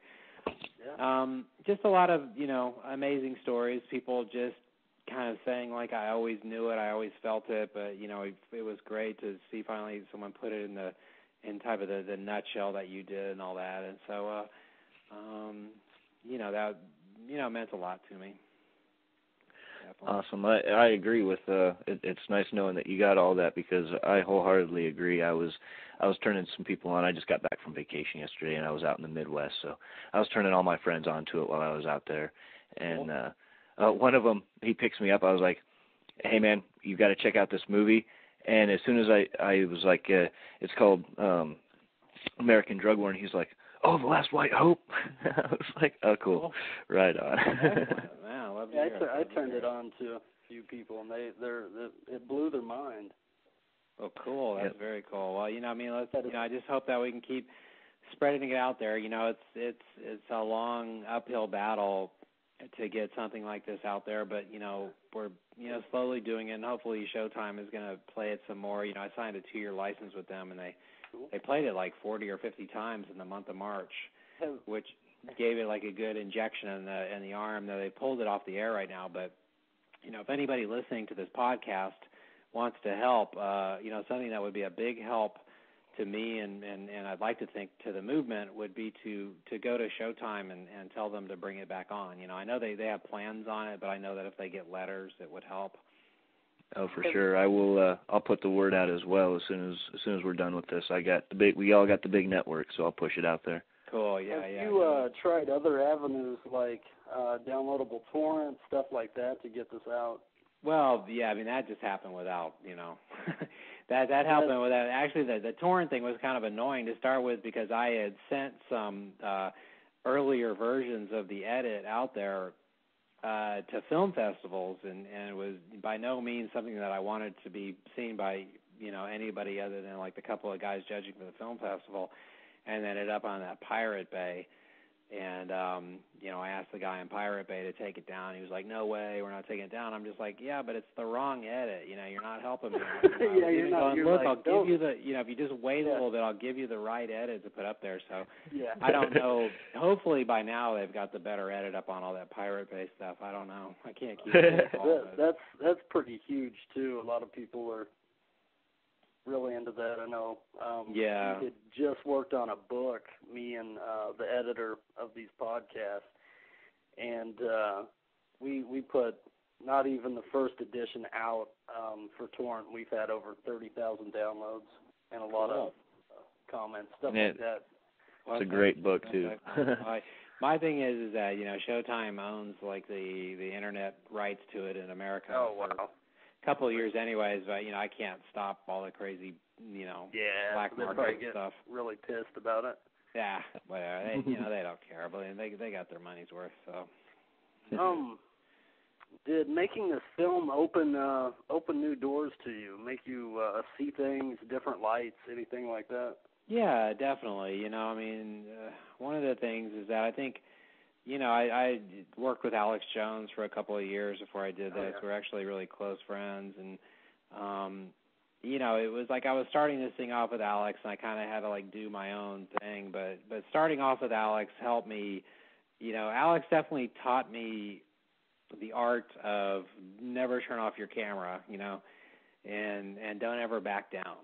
And something that I don't think I would have been able to do. But, I think I learned a lot about myself making the film and just learning that if you just stick to your beliefs and if you know that you're right, that some of the people that you think are really scary and intimidating really aren't all that scary and intimidating, and that everybody is just people, Yeah.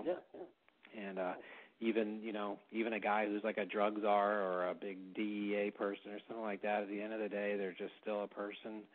Yeah. And even like the most powerful evil people out there, have sons and daughters that have had drug problems and parents that have died from addiction or whatever, and that we're all just flesh and blood at the end of the day, and that's really why hopefully that this will come down to just the moral decision that can fix our economy and fix one of the really black cancers that's been put upon our society.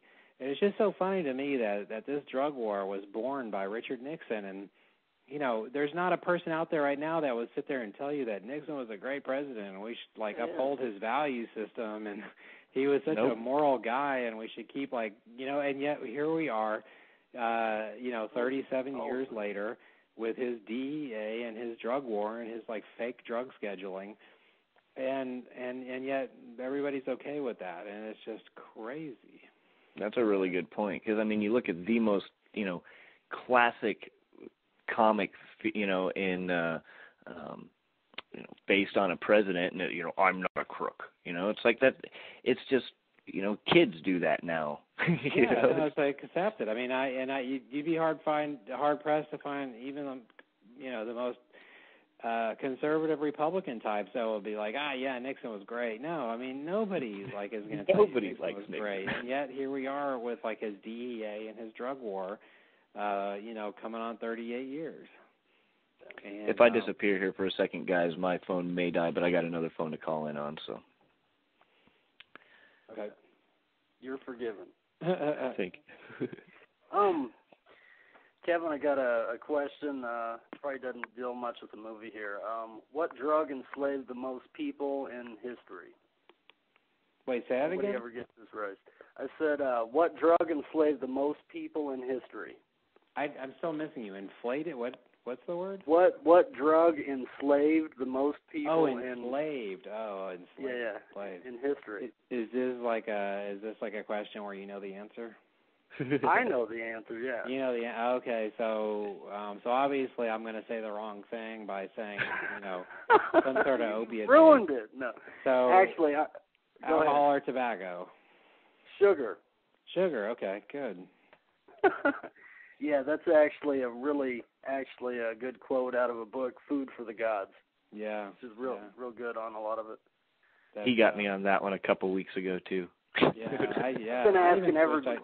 I switched over to this stuff called agave, or my wife. Agave? Agave, I don't even know how to pronounce it, but it's great. It comes from a cactus, and I don't use sugar anymore. I don't need it. You get peyote. Oh yeah. Too? That's why it makes such good tequila. Yeah. Hell yeah. Do you have any documentaries following this up? Yeah, there's some things that I make, so I'm not ready to talk about yet, but I definitely, plan on doing sort of a follow-up to Drug War and kind of elaborating on it. There's so many just chapters within Drug War that I could zoom in on. So many people wish that I could easily just zoom in on the Ricky Ross story I could easily zoom in on so many different factors in the film, and so it was all the mass amounts of over 150 hours worth of interviews that I filmed. I could definitely easily put out some sequels to this baby, but time will tell here. I'm just right now I'm basically just trying to promote this thing and get it off the ground. I think so many filmmakers these days make the mistake of finishing a film and just handing it over to some distributor, and then they turn around and go, well, what happened? Why didn't it make any money? And that is,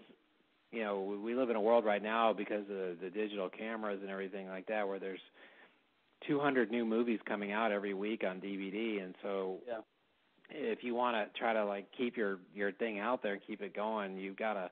It's a full-time job. I mean, that's basically what I'm doing right now. I mean, probably 50 hours a week is just promoting this film.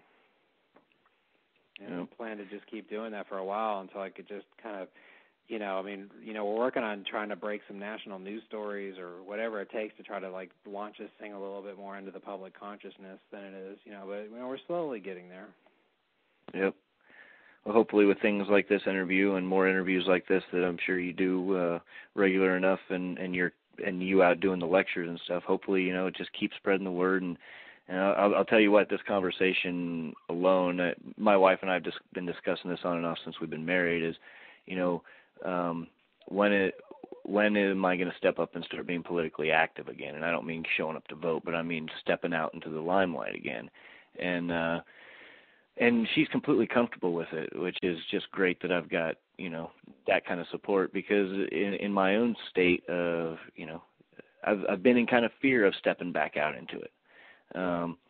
But, you're too right about the fact that we need to stand up as a whole. And if people like us who understand it can't be out there explaining it to people and getting the point across, then what good is having that information locked up? It's like having a good book and not telling anybody about it. Yeah, I mean, I liken it to the, it's weird. I mean, sometimes the whole, you always hear that saying, freedom's not free.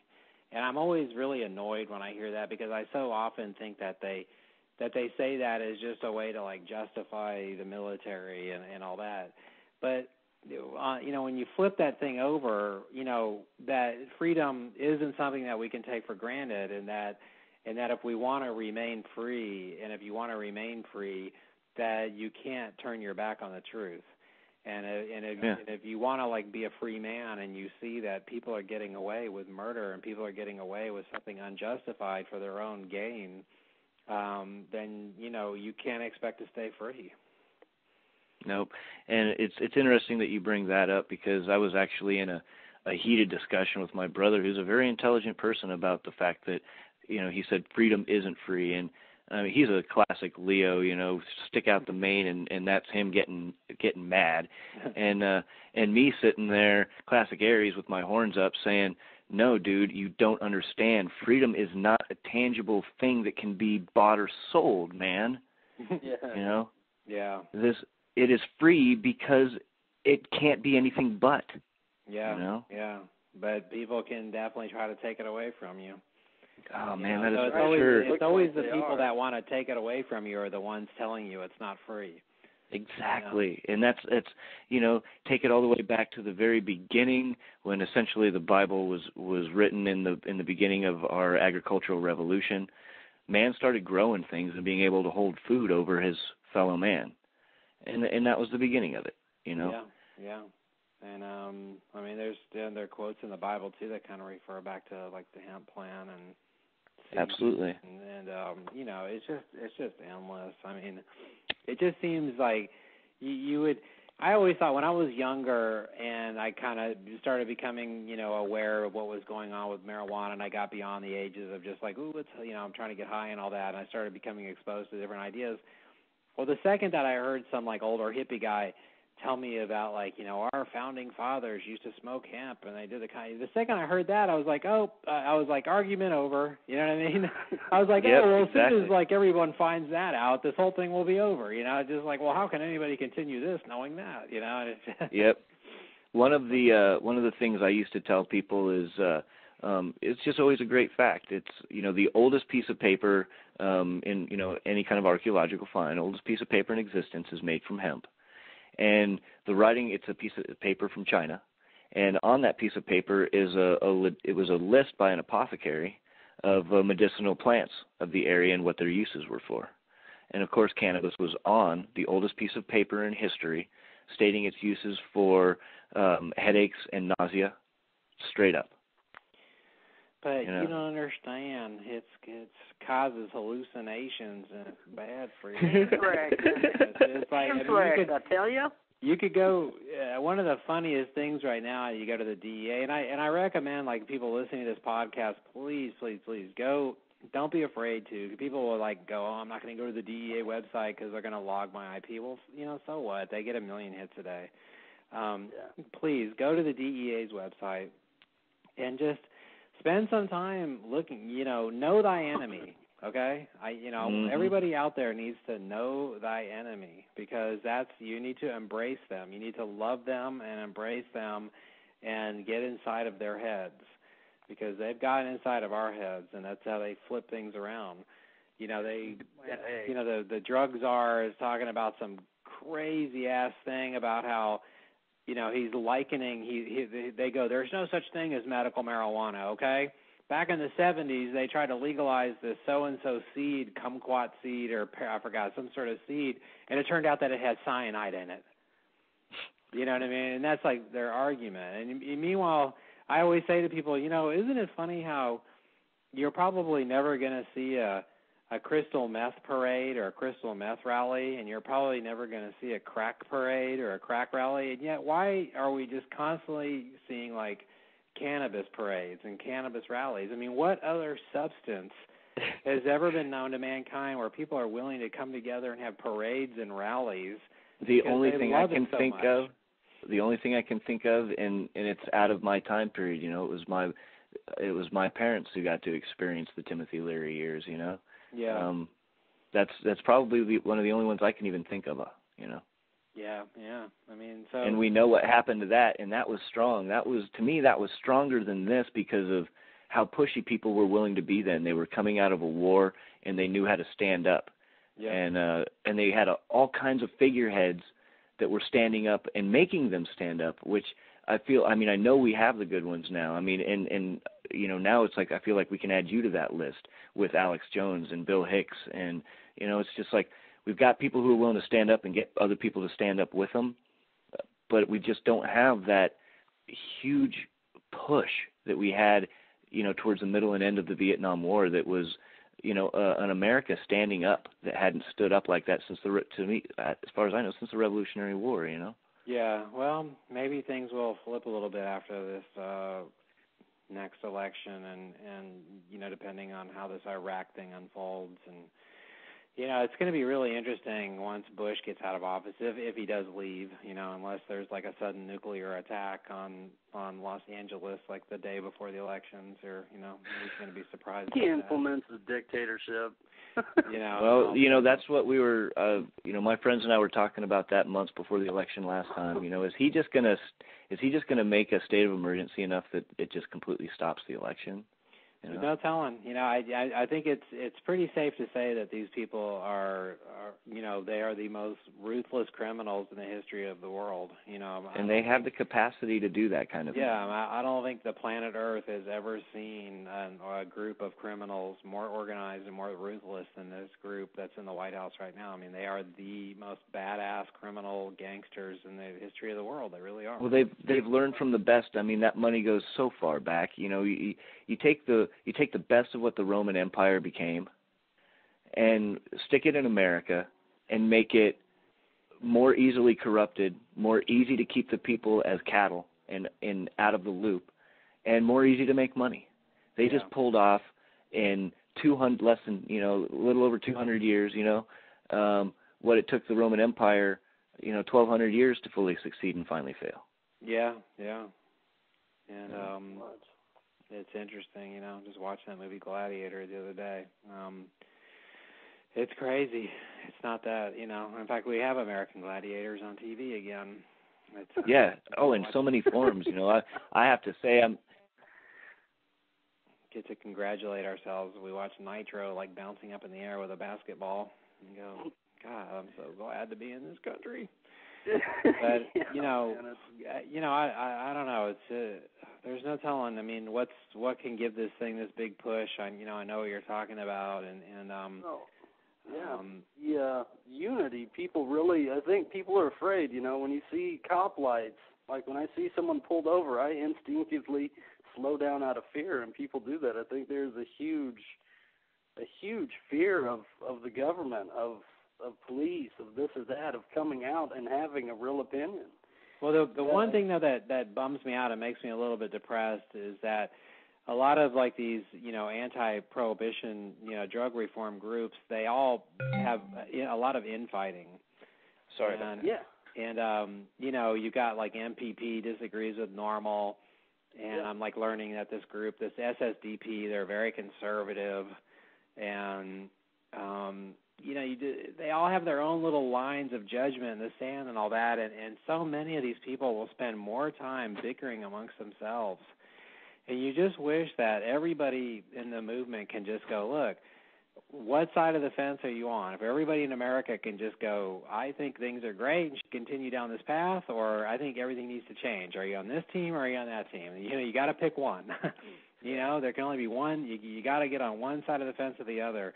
And at least if we could just break it down to that level, because I think, the one way that they keep the drug war going is that they love all the little infighting and the little bickering that takes place between all these groups, and it really does. They just constantly kind of like self-implode on each other. Yeah, it destroys the whole thing. Yeah, I mean, everybody has their own little political agendas, and the more you learn about everybody has their own little, so-and-so thinks this, believes this, but he doesn't like so-and-so, or he doesn't agree with so-and-so because he says this or that, or, he's pro-Christian, or he's anti-abortion, or, there's all these, like, ridiculous lines that get drawn, and I think we're going to have to get to a point again, and maybe it is that spirit of the 60s where, everybody just goes, look, let's all come together as just one single common thread, and that just, like, we have to make some serious pushes on society, and let's drop all these other little differences.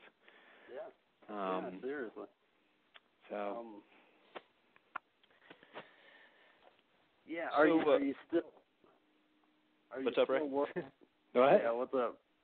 Okay, Are you still working on Velvet Rut or any other music projects, Kevin? Am I still working on Velvet Rut? No. Velvet Rut was, that was just, it was really meant to be a demo tape, and I had this girl that started a record label, and she said, I'll put it out for you, and I never meant for that to be really, it's kind of embarrassing. I mean, I never really meant to, like, I was never really on to, like, having some big solo career as a musician, and I don't want to go on about it too much, but, I am doing some music. This is something cool. We're definitely, it looks like we're going to be doing a soundtrack record for American Drug War.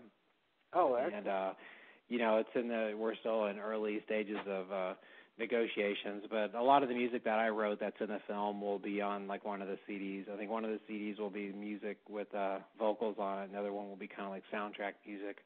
Cool.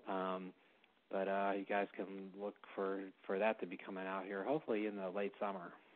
For sure. So, did the making of this film help you deal with the loss of your family members and deal with their separate addictions better? Was that a good outcome? No, absolutely. Very, very cathartic, and just even the things that I, and just how I evolved, like telling the story, throughout the year of editing, and this is my first time as a narrator and a storyteller of the film, and just the evolution of like trying to like tell the story, and like, when you're editing a film, it's kind of like, back to the drawing board, and just how I evolved and I think grew as a person a little bit, and like trying to just tell the same story over and over again, and almost like trying to make a pure drug where, it's like keep filtering until you come up with this thing. And that's what makes these film festivals so great and all these public screenings, was that it's just so amazing to be able to like show your piece in front of like a big unbiased audience of people who don't really know or care who you are, and seeing like how it goes over or not. And that was just so instrumental into the evolution of the editing. I can tell you what, man, I completely appreciate that there are people like you out there making the kinds of films you're making. Yeah, Thanks, pushing the idea and actually pursuing it. Hopefully very good things will come from it. We're definitely willing to help you out with that. Well, sure, man. Anything you can do, and tell your listeners to check out sacredcow.com and AmericanDrugWar.com. Of course, you can buy it on Amazon, and you can buy it. It's coming available in lots of other stores. But if you want to support me and support my cause, it's the best if you buy it directly from me. Through American Drug War or SacredCow.com. Yeah. And just keep plugging away. And I'd love to come back and do another one of these interviews with you guys. Sometime soon. We'd love to have. Maybe we could bring on another guest, like some person who doesn't agree with us for a little while. I'll look for somebody like my grandma. Sure. Actually, I think I have somebody in that category that would probably defend their beliefs pretty highly on it. And we could do it kind of unwittingly. I think that would be perfect. Cool. Let's do it. Yeah, I was going to ask you, Kevin.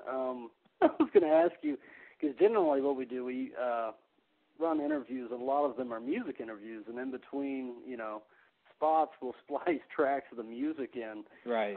Is there any way you would want to splice pieces of the soundtrack in? Well, you guys can. You guys have the film, and you guys can just do whatever you want. Okay. Yeah, just go crazy. Do whatever you want. Right on. Okay, excellent. Yeah, have fun with it. One thing I got a little snicker at right at the very beginning. Well, Sacred Cow is your production company, correct? Yes. So you're a little bit Discordian, or did I catch the wrong angle? What do you mean? The Sacred Cow in Discordian philosophy is with the apple of discord and such.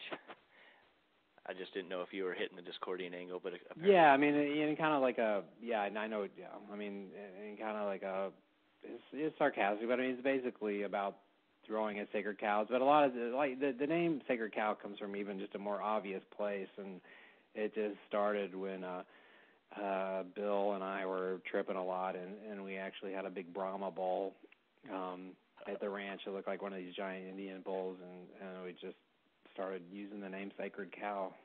Right on. See, that's even better. Yeah. Are you a part of the story that Bill talks about in some of his comedy routines about tripping and being pulled over?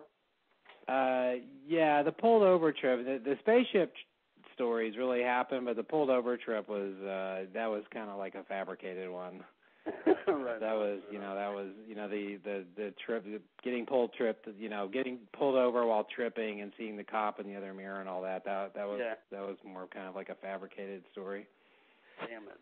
I'll never look at it the same again. I'm sorry. It's all it really happened. Oh shit. Awesome. Oh, man. Well, this has been really enjoyable, man. I can't tell you. Yeah, man, you've been you guys have interviewed longer than the film. Yeah, the interview is real long. I apologize for that. No, that's cool. Now, once you splice in some footage, it'll be longer than the movie itself. So. This is the collector's edition here. Let's see. Yeah, epic. exactly. The gold edition. Or platinum. There we go. Cool, man. Well, definitely when you get it edited together, send us a link and we'll link it up on our sites. Yeah, we'll send you a link. We'll probably let you check it out before we put it out. Is there any time you would like us to put it out, or just as soon as possible? Right on. I figured you just hit the stores like what, 2 days ago? Yeah, but I mean we're selling on the internet. I mean the store date is kind of just whatever. It was kind of already out, and it was kind of cool though to see that on Netflix. Netflix had ordered a bunch from us, and we went to go put it on our own queue, and it came up and it said like way back ordered. So it meant that like at least thousands of people out there were queuing it in their Netflix. So that was a good sign. Man, fantastic. That's excellent, man. I really do hope, and me and Gabe will definitely try to push this idea as well. I know in our selected groups of people and among other people, I don't know. We believe in what you're doing, man. Well, cool. Well, send me a mailing address. We could, I'll send you a couple more DVDs and some posters or something. Okay, excellent. man, I'll send you both of our addresses and stuff when we get off of here. Sounds good. No, I'll send you a link to my artwork. I'm actually an oil painter and all sorts of other shit. But yeah, I was going to say I'm going to have them send you a link to my work as well. So okay. Music, and I own a company called Dalton Studios, and I'm a partner porn with company. Alterati Studios, a porn company. I wish. Cool. No, I do all kinds of art. Different. Very cool. Very cool. Yeah. Well, cool, Kevin. Thanks for being on. We'll cut an outro. This is actually, I don't even think did I tell you, our podcast is Ripple, for kind of like ripples in culture, stuff like that. Mm-hmm. And, that's what we'll go up on. Anyways, cut an outro, and we're pretty much done, unless you have any questions for us. No, that's it. So you want me to say something for an outro, or? Yeah, you can say whatever you want. Like what? I mean, I don't know. Hold on. This is Ray Carney and Reverend T. Gabriel Williams and Kevin Booth signing off, and whatever Kevin has to leave with us for the outro, and we'll edit this down. This is Kevin Booth from American Drug War, AmericanDrugWar.com, and telling you guys to stay tuned, and I don't know what's going to happen with this revolution, and hopefully it's not going to be a bloody one. Hopefully it can be a smokeless revolution, whatever that means. But I'll start over again. That's not even funny. It doesn't even make sense. Yeah, that's kind of of a long interview. I can't. All right.